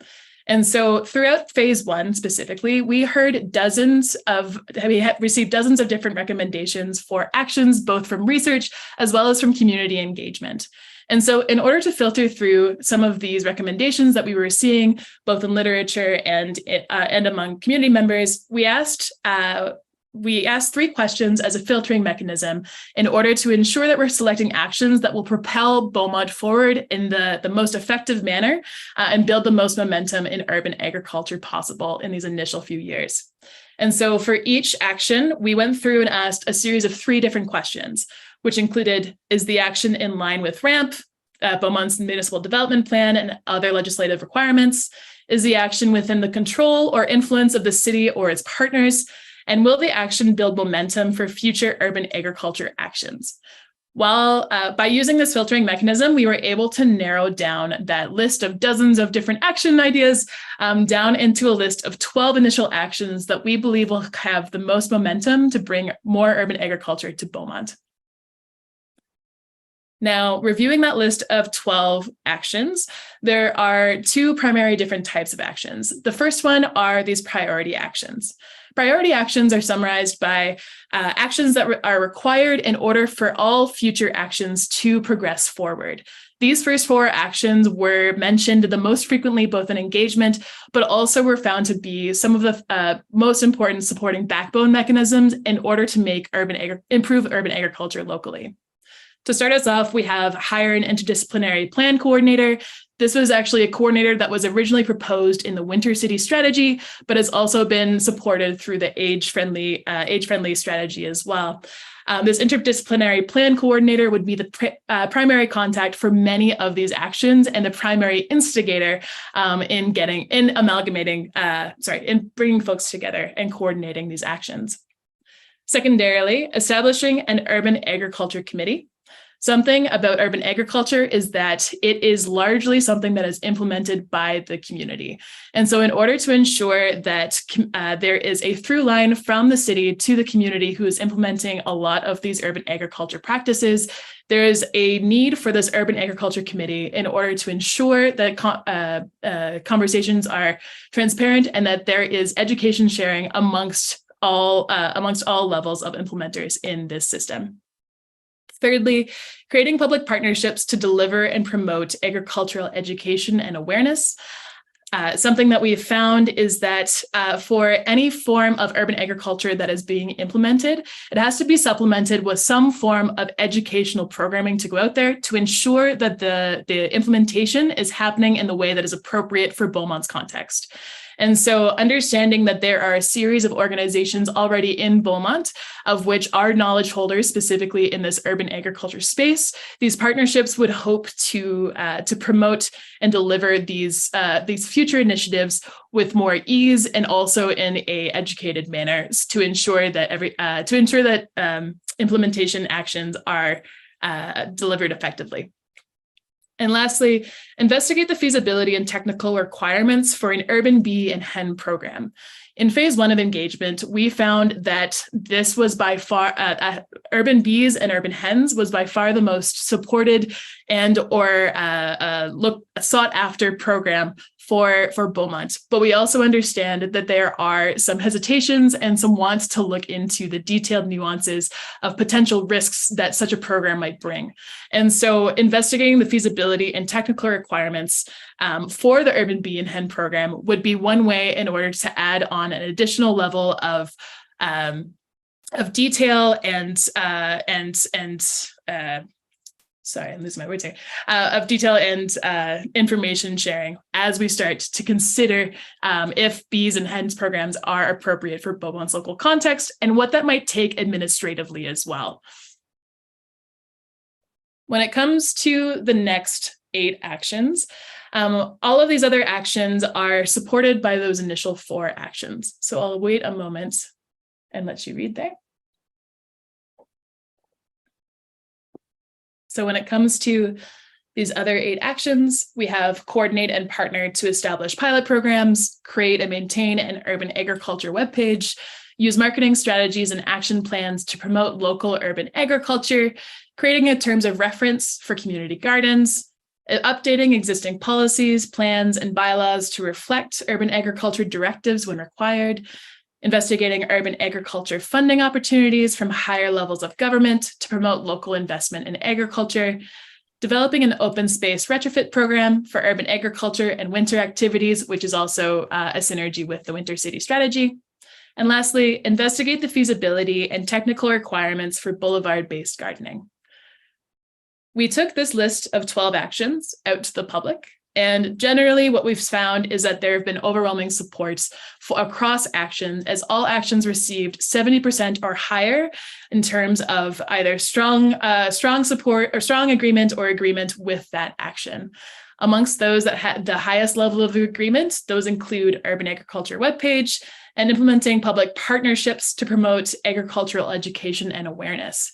Those that had a slightly higher percentage of strongly disagree or disagree included the investigating the feasibility and technical requirements for the urban bee and hen programs, as well as for the boulevard-based gardening, with 13% and 15% of disagree or strongly disagree, respectively.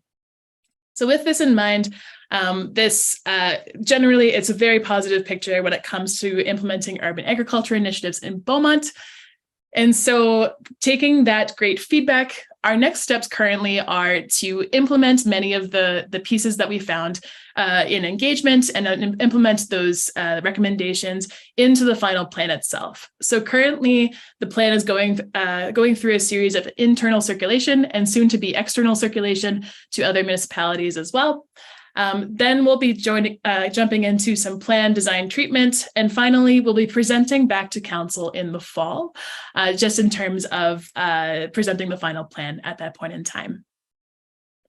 With that, I just wanted to say thank you to everyone in this room, as well as to the 450 community members who have helped to make this urban agriculture plan come along to the point where it's currently at. With this, I'll hand it over to administration to facilitate questions. Thank you for your presentation. It was very quick, but it's okay. It was very well laid out in the report and also in the PowerPoint. It was very well laid out and gave all the information we needed to have a good discussion right away. So with that, I'll open up to questions from council for our presenter on the report. Councillor Miller, you have the floor first. Ashley. Perfect. Thank you for the presentation. It actually was pretty complex and there was a lot of information in the actual report in the document. I'm glad to see this come back. I did put an inquiry in back in July of 2022 regarding enhancing urban agriculture and an update on incorporating edible plants and fruit-bearing trees into urban design and promoting or supporting community gardens. That being said, I just noticed, so 12 key actions in order to get to or to benefit the UAP committee, or sorry, plan. For example, establishing a committee, pilot programs, terms of reference for community gardens, etc. Action number 1 is to hire an interdisciplinary plan coordinator. So is it safe to assume that the actions to follow, as it states they're in chronological order, are unable to be achieved until that person is hired? Will the cost be presented for that person in the fall budget? And what is the timeline for hire? Absolutely. So yes, to answer your first question, for the majority of the actions within this plan, that interdisciplinary plan coordinator is pivotal and it is required for many of those actions upcoming. And yes, we have currently a draft budget being circulated within staff and administration currently. And so that will be going forward in the final report is in an appendix for all of the action items. They'll have an attached budget item as well. Okay. Okay, thank you. So it's pretty safe to assume all of the educational around community gardens, the benefits to urban agriculture is not really going to happen until we have that person in place. I just noticed that it says it's urgent within work needing to begin in 2023. What exactly do you foresee beginning in 2023, considering we wouldn't discuss anything until budget in the fall? Yes, so some of the actions, they might not have people person resources at this time. So if we don't have that interdisciplinary planning coordinator, some of these actions just might take longer to implement with our existing capacity. When it comes to budget, I'm not 100% sure. I might defer to Johannes, Mr. Wong on this. For budget, we are probably preparing a service request to request for this coordinator. And this coordinator will not just implementing the urban agriculture plan, as Helen alluded to. It is also helping to implement the Winter City strategies and age-friendly and some other citywide initiatives. So this is sort of a catch-all, interdisciplinary coordinator, because a lot of these strategies, it is cross citywide. So it would be benefits to have a coordinator to work with all the departments at the same time. So we will start working towards that in 2023, and pending on council's deliberation on 2024 budget. So, but we have to start somewhere. We will be starting in the fall. Yeah. Okay, thank you for that response. Yeah, I think for me, these things are important no matter what. The way I kind of read it was, in chronological order, 2 cannot happen unless 1 is there. So what I hear you saying is it's beneficial to have 1. Things may just be pushed out a little bit further down the timeline if we don't have that in place. I guess I would like to see the options for that too. Maybe somewhere down the road, what we can have implemented without necessarily starting another committee and having another hire, but that's just where I stand. So I'll let the rest speak their thoughts. Thank you, Councillor. Councilor Swain, followed by Councilor Cook, followed by Councilor Newkirk. Sam, you have the floor. Yeah, thanks. I'll be quick here. Great report. Thanks for all the work on this. Obviously, my focus goes to priority, and I get all excited about it. My question was around the recommendation in front of us is to accept this as information, and I'm assuming what that means is you guys will come back with a report in the fall, as highlighted here. But what I didn't quite see here is a timeline around the priority items versus short term versus medium term. What I'm hearing, and Councillor Miller asked the right questions around the timing specifically. So, like, if we get the budget, we hire the coordinator. What I'd be interested in the fall update is how long would it take to set these things up, and the urban bee and hen program, for example. So yeah, I'm supportive of the motion. Of the recommendation, I should say. I just want to make sure that when we come back in the fall, we add some timing to when we say priority and short term, medium term. Just have a bit more sense around that. There's, as you've highlighted in your report here, there's a lot of interest in this, and I'd love to see it get off the ground sooner rather than later. So no questions. I just wanted to focus in on the timing piece. Thanks. I appreciate those comments. I agree with what you said. Next is Councilor Cook, followed by Councilor Van Newkirk, followed by Councilor Barnhart. Kat, you have the floor. Thank you, Mayor. Councillor Monkoff-Swain hit my questions. My questions were around timing and what that kind of looked like. I appreciate the actions set out, and I look forward to what will come in the fall. I know that there is a section there about updating policies and stuff, and I presume that some bylaws and whatnot will need to be changed or amended based on what moves forward, and potentially in the fall, if some of that could come back as well, just so we get an understanding as to like how in depth and detailed this will need to be in regards to changing some of the bylaws. That would be great. Otherwise, appreciate it, and I look forward to the final report. Thank you. Thank you. Thanks, Councilor. Councilor Newkirk. Steve, you have the floor. Yeah, a couple of comments and a couple of questions here. So for me, I know that this topic is one that's going to bring out a lot of passion in Beaumont. If we start talking about the discussion will quickly turn into farming in Beaumont, and if we're going to farm in yards and start running livestock and poultry and bees, right? I know how the conversations will start to take off. So I just want to acknowledge that up front. And there are going to be challenges with that. You know, and I'm not saying it to be funny, although it is kind of funny. It's easy to support fruit and vegetables and trees and fruit bearing things and front yards that are repurposed for those types of efforts. Where the struggles come in becomes in the other backyard activities, I guess, that are well documented in other communities. And there are ways to create pilot projects where you limit the number of licenses and you have sign off from neighbors before bees. And, you know, when someone buys a bunch of chickens that aren't sexed and they turn out to be all roosters, there's a way to deal with that, because literally that will happen. So question.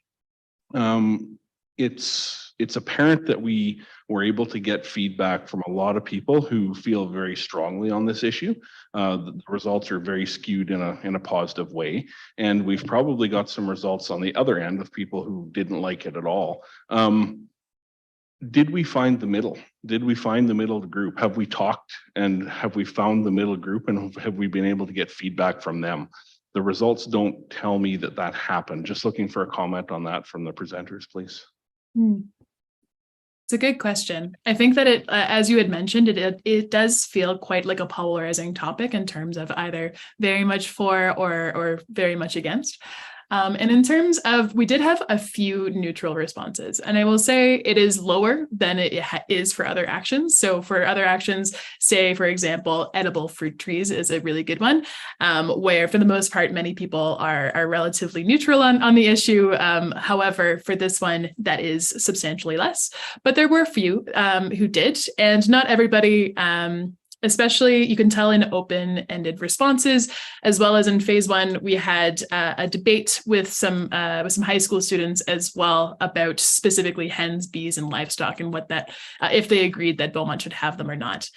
And I think in both of those instances, we did have folks who swung quite a bit. Like it was more so, it was apparent that they could see both sides, which was really quite fascinating to watch. And then specifically when it comes to the open feedback, not everybody had comments for the urban hens and bees. So it's not front of mind for everyone and a for or against fashion. There are a series of different elements that people have more in the forefront of their mind as well. So there were some in the neutral category for sure. Yeah, and the reason I ask that is because, you know, this topic and many others that we talk about in chambers is important, and they are important. And I just feel like all of a sudden one day a neighbor could have, you know, animals in their backyard that surprise the heck out of everybody else in Beaumont. And I'd like to avoid that. I don't know how we do that. So that's the comment there. Second question, or a question around the Urban Agriculture Committee for administration. So would this be a committee of council? And how does this fit in with the conversation we just had where we reviewed all the council committees?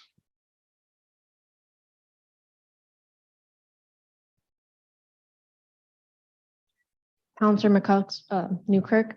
So currently this action does not have a determined outcome. We could have it through a council committee, or this could be a community ad hoc committee that connects administration to the community that way, with the opportunity to inform council on what's happening. That is something that would get flushed out as the plan is implemented, though. Okay, thank you. Another question for admin. Will we have a need to update the land use bylaw in order to empower this initiative? Yes, thank you. There are portions of the land use bylaw that do need to be updated when it comes to ramp specifically. If we do, it's thinking about action number 4, the feasibility of hens and bees. There may be implications that if we decide to go, if there is the opportunity of pursuing hens and bees, the land use bylaw might have to be updated to accommodate that. Right now, that has not been determined, but something that we do have to consider with our bylaws. And that's why we have action, I think it's number 8, update plans and bylaws. So. Yeah, and the reason I point that out tonight is because, you know, we have land use bylaw update, I believe, coming in the fall. And then we're committed to reviewing that annually, I believe, based upon feedback, right? And so that puts us in a cycle of, if we miss the opportunity to update the land use bylaw in this fall, and we need the land use bylaw update in order to empower this initiative, we're into 2025 before we bring anything to life, unless I'm reading that timeline incorrectly. In terms of the amendments to the land use bylaw, it can be done anytime if there is a need to do that. So it doesn't have to be clinging on that cycle. So if, for example, when we finish the technical and feasibilities for the urban hens and urban bees, and if there is a need to amend the land use bylaw to enable that, then administration would come to council for that amendment. And there would be no need to circulate that among our neighbors then? Oh, it will be, that will be the process. The process stays the same. So there is the amendment. We will be doing the consultation. But in order for the land use bylaw to be amended, there has to be a public hearings and. Oh, for sure. Yeah, I'm so, 100% familiar with the process, but my point is that there's a process. Yeah, there's a process. Like administration is going to bring it forward, and then there's a process that has a fixed timeline that's going to keep kicking this forward, right? So I bring this forward just because, council, this is going to take time. There's 2 years before we have anything happen in the backyard based upon what I'm hearing here. We have to get someone in a position of hire. We have to, concept a bunch of stuff. We have to understand what bylaw changes need to be made. Then we go through the process of public hearings and circulations and first, second, third reading. And then we're dealing with the seasonality of animals and urban agriculture. So I just want to temper the excitement with timelines. So that's that. And then one last question on the interdisciplinary plan coordinator. Is it anticipated that that would be a full-time position, or is it a half-time position, or what does that look like? We are anticipating this will be a full-time staff. So one full-time FTE. So yeah. Yep. Okay, that's all. Thank you very much. Thank you, Councillor. Councillor Barnhart. Kathy, you have the floor. Thank you, Mayor. And thank you very much for the report. Lots of good detail here. And I learned a lot about urban agriculture when I was part of the RAMP committee. And there's still more to learn. I think I'll start with the question first. There seems to be a decision that's been made that we have to have all of number 1, 2, 3, and 4, all of those actions done before we can do anything else. And I'm just wondering, and I suppose, I'm not sure whether I'm asking the administration or you decide. There's some, pardon the pun, low-hanging fruit here in terms of community gardens and things that we could do with education and awareness and encouraging people to grow fruit trees and the city growing fruit trees. There's things we could be doing. Am I to understand that we're not going to do anything until we have a coordinator in place? Through the chair to Councillor Barnhart. When we were creating these action items, I believe there are opportunities to action on some of those lower hanging fruit, like you were mentioning, specifically thinking the web page. When we were conceptualizing this urban agriculture web page, we realized that keeping up with this, providing content for it, it does take a lot of time and it does take a lot of dedication. So having that interdisciplinary coordinator be the person who drives this action forward is best for ensuring that there's a long-term commitment towards urban agriculture. But like you were saying, there are opportunities for us to kind of, if we have the capacity to implement, because the community is interested in getting some of these actions going. And we have great partners that we can work with. It would just, the capacity level would be, and commitment to urban agriculture would be best served through the ACP. If I could follow up, Mayor, just on that point. Sure. Did I understand correctly that the interdisciplinary plan coordinator, and I think Councillor Van Newkirk was asking a similar question, is going to be doing more than just the urban agriculture plan? It would be working on other age-friendly, I think I heard, I'm not sure, Winter City. those are going ahead. That's my understanding, or are we still waiting for budget approval on those? In terms of the implementation, as we on a worst case scenario, if we don't have the interdisciplinary plan coordinator in 2024, the administration will still move ahead to implement all these strategies and plans, but it is on an opportunity basis because there are the usual operational requirements that we have to go through. But if we have the additional resources, as Coralie is mentioning, then we have a dedicated resource to be following through all these implementation items. So there will be a dedicated person that will be coordinating, liaising, not only within the city administration, but also the partners in the communities to move ahead with all these implementation items. But if we don't have that resource, the administration will still continue to implement all these strategies and plans, but it will be on a slower basis. Yeah. Okay, so that clarifies we don't have the budget yet for those other three projects either. Yeah. Appreciate that. Thank you. Thank you, Councillor. See no further questions from members of council. My questions and thoughts were already essentially answered by the previous councillor's questions and feedback from administration. So seeing no further questions from members of council, thank you for the presentation. Very thorough and very informative. I'll ask a member of council to move the recommendation that the report be received for information. Councillor Barnhart. Kathy? Thank you, Mayor. I'd be happy to move that the July 11th, 2023 report, Urban Agricultural Plan Update, be received for information. Thank you, Councillor. Discussion on the motion from members of council? Seeing none, council, would you please vote on the motion before you? That carries unanimously. Thank you, council. Thank you, administration, for the presentation. With that, it's 10 to 8. We'll take a 10-minute break. We'll reconvene at 8 o'clock to the balance of our agenda, which begins with 6.7, motion following notice for Councillor McCook. See you in 10 minutes.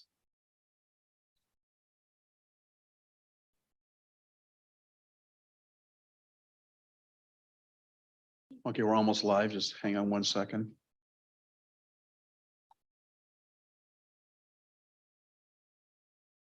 Thank you, Shima. We are back live after our 10-minute break, right on time, 8 o'clock. Thank you, Council Administrator, for being right on time. Appreciate that. Next on our agenda is item 6.7, Councilor McCook, motion following notice, community events, public engagement. Councilor McCook, please make your motion. Thank you, Mayor. That by the end of October 2023, administration prepare a report on options and costs for conducting public engagement on the city's various community events to identify opportunities for new events, enhancing current events, and potential options for making events more diverse and inclusive.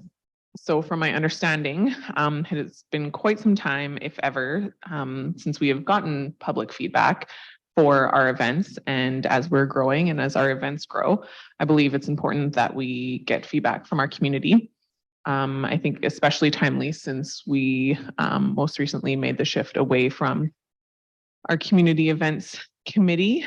I think it's really important that we really go out and get an understanding from our residents as to what they enjoy and what they're looking for. I also think that since we have recently received our EDI framework, that this is good timing as we can combine the feedback from the events with what we heard and how we plan to implement the framework and work some of that into our events.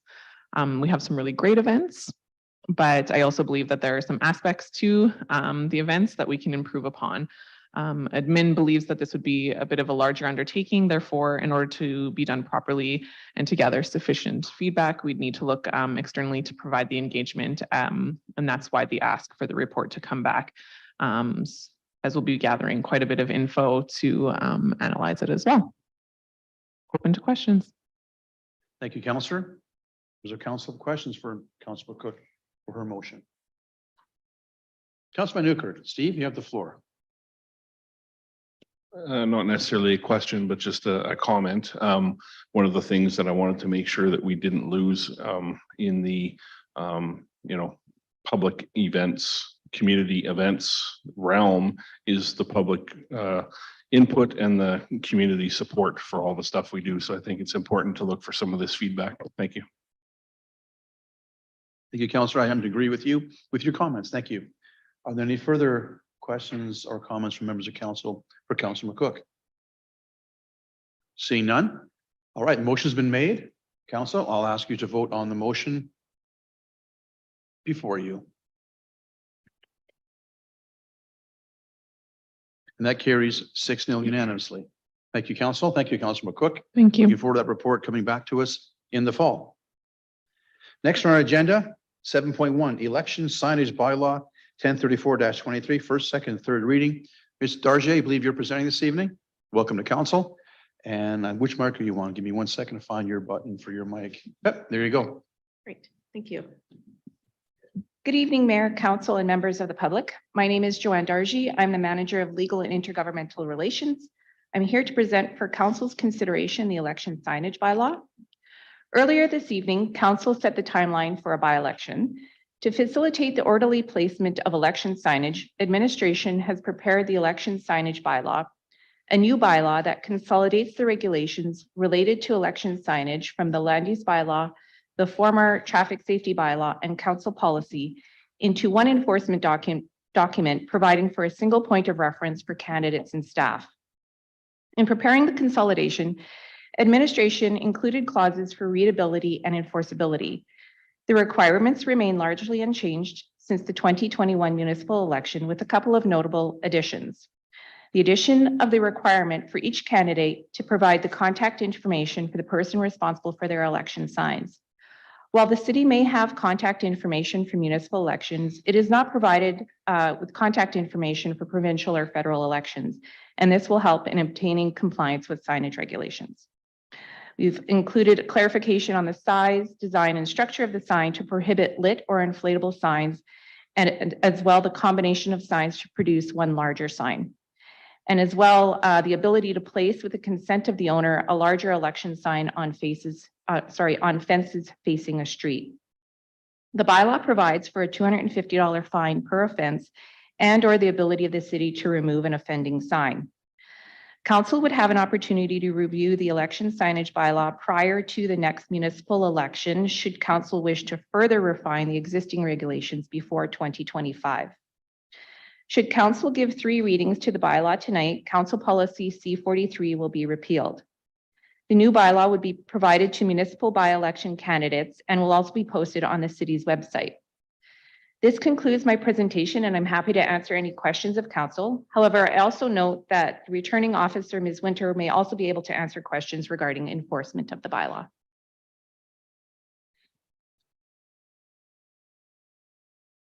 Thank you, Ms. Dargy, for your presentation. At this point, I will ask members of council if they have any questions on the presentation before I go to Madam Clerk to walk us through the procedure on the 3 readings this evening. Just make sure I get it correct, which I think I do, but I'll come back to Madam Clerk in a moment. Any questions from council on the report? Councilman Newkirk? Oh, sorry, Ms. Winter, do you wish to speak first or no? Okay, I didn't think so. That's fine. Councilman Newkirk, please. Steve, you have the floor. Yeah, thank you. I'm happy to see a piece in front of us that is enforceable. If we missed the mark the first time, won't do it again. So here we go.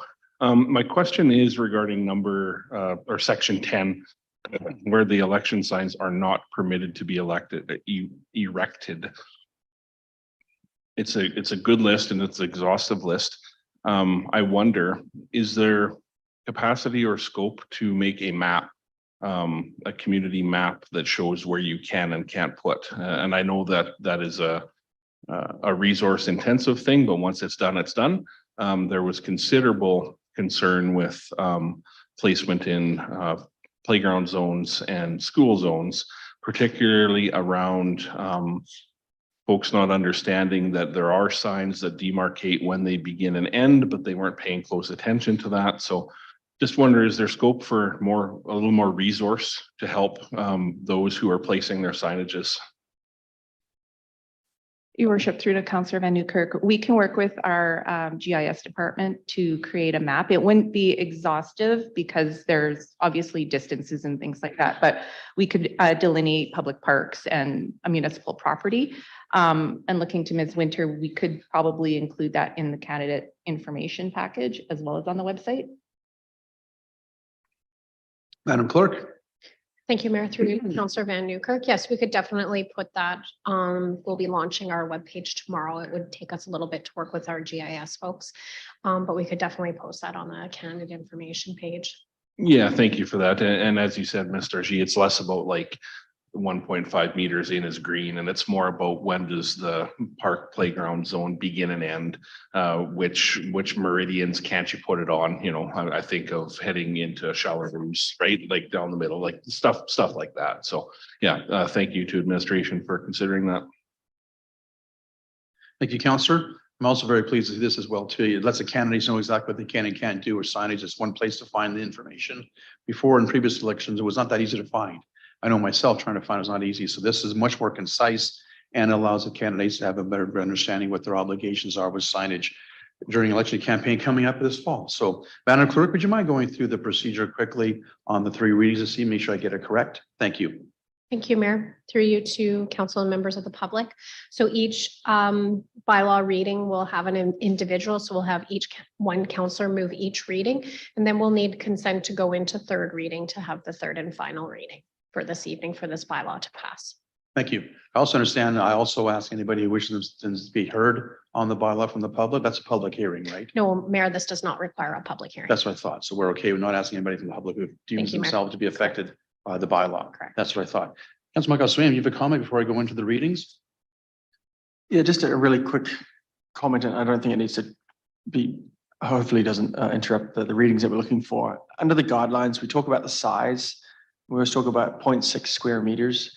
And you know, don't judge me and my math ability, but when we go to look to, you know, purchase these signs, it's all in like 16 by 24 inches and all this sort of stuff. It's and I could not figure out how to get that calculation. It took me so long, and I was so nervous that I had the wrong piece. So I'm just wondering if we could, you know, add under 6A, add something like that says up to, you know, 24 by 36 or 12 by 24, whatever that is, just because that's where candidates, where they're buying them from, it comes in inches, imperial, metric, I don't know in this country, but anyway, you know what I mean? Just a bit clearer than 0.6 meters, because that was very confusing for me. So just a gentle suggestion. I don't think we need to adjust this whole bylaw, but if we could just look to, even in the information package, maybe that might be the best way to do that. So anyway, just around that, I see some people laughing up here and some potential candidates snickering as well. So I think that would be helpful. Ms. Darget? Your worship, through to Councilor Moncalves. Actually, I'm going to ask Ms. Winter a question. Can we just add in the imperial equivalent into the bylaw? Madam Clerk? Thank you through Mayor to Councillor Moncalves. I do understand what you're saying. That is a common question that I would get with regards to the size of the signs. It wouldn't change the intent of the bylaw, so we could just put that conversion in there into inches to make it easier. That should be sufficient, I think. Yeah. Also avoids confusion and have a candidate be offside unintentionally, which is not what most candidates want to do. Appreciate that. So having said that, I'll ask for a member of council to move first reading on the bylaw that is now on the screen before you. Councillor Barnhart, you have the floor. Thank you, Mayor. I move that bylaw 1034-23, the election signage bylaw, be given first reading. Thank you, Councillor. Appreciate that. Discussion on the motion. Seeing none, Council, would you please vote on first reading of the bylaw? That carries unanimously. Thank you, Council. Member of Council willing to move second reading of the same bylaw. Councillor Miller, Ashley, you have the floor. Sure, I move that bylaw 1034-23 be given second reading. Thank you, Councillor. Discussion on the motion from members of Council. Seeing none, Council, would you please vote on second reading? Also carries unanimously, 6-0.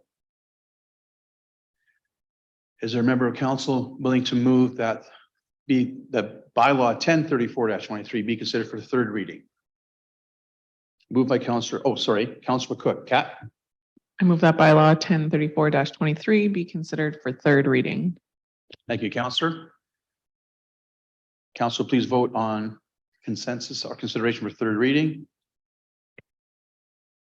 And that also carries unanimously. Thank you, Council. And off the races here. Now I'm looking for a member of Council to move third reading. Councilman Newkirk. Stephen? Thank you, Mayor. I'll move the bylaw 1034-23 be given third reading. Thank you. Thank you, Councillor. Discussion on the motion. I believe seeing none. Council, please vote on third reading of the bylaw. Also carries unanimously 6-0. Thank you, council. Thank you, Ms. Darcy, for the report and the discussion on the bylaw as presented. Moving on into our agenda, into councillor inquiries. Councillor McCook's inquiry was responded to on crosswalks. Are there any new councillor inquiries, responsive reports this evening to bring forward to council? Seeing none. Next on our agenda is CEO update. Mr. Schwartz, you have the floor. Thank you very much, Mayor Daniluk, through the rest of council, members of public. I have a few items here this evening.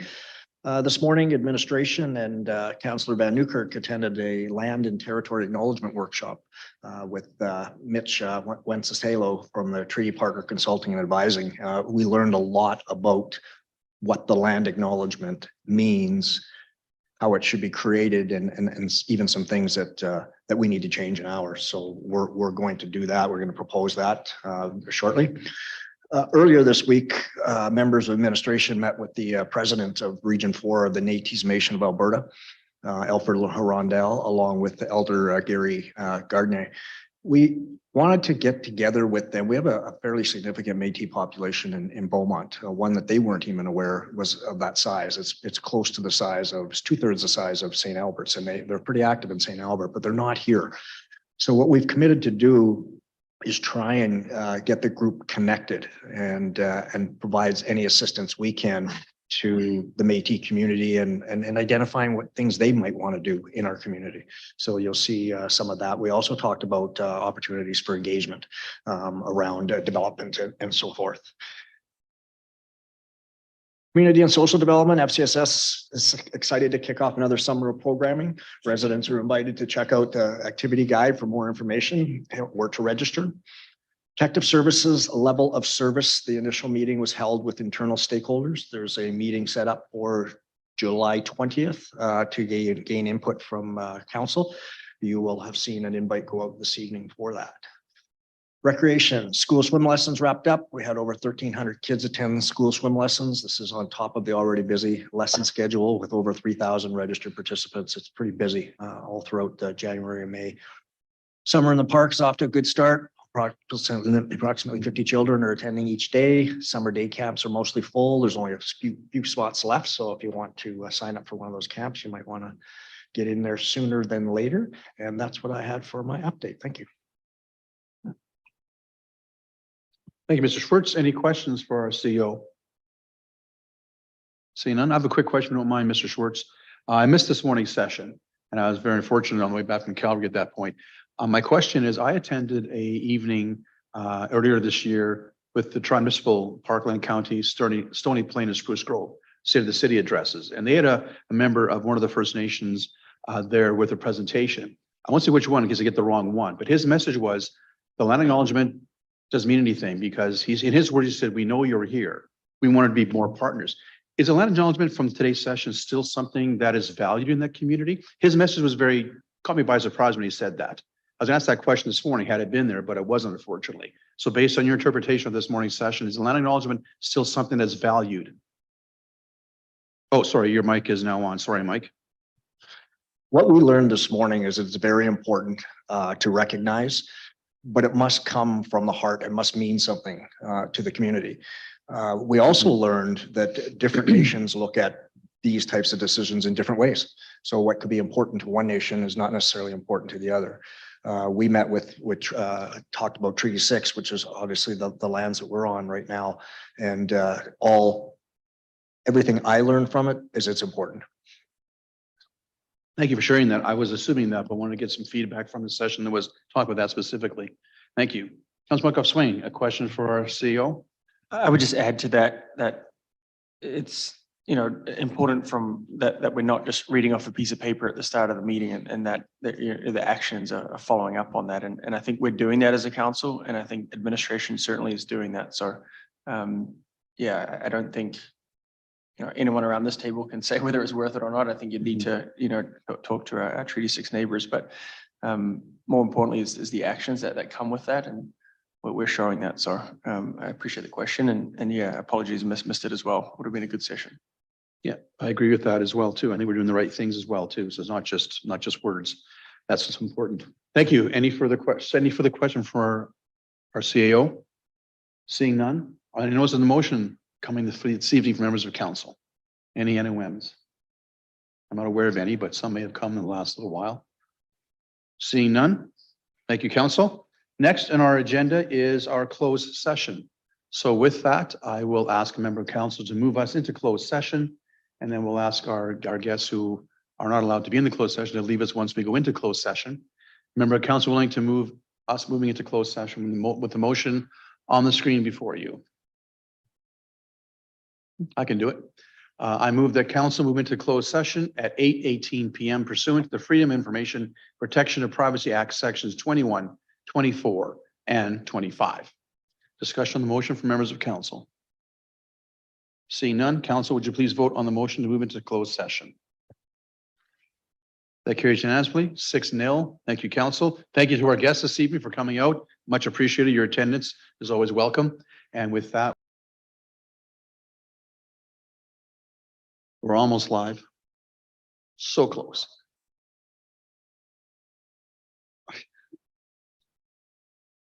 Thank you. We are back in open session after our closed session. There's no motions or business coming out of the closed session. With that, I can adjourn our meeting at 8:55. Thank you all for attending. Enjoy your evening.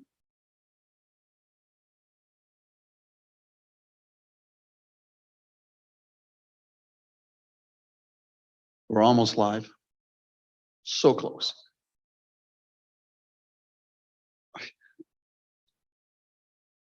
Thank you. We are back in open session after our closed session. There's no motions or business coming out of the closed session. With that, I can adjourn our meeting at 8:55. Thank you all for attending. Enjoy your evening.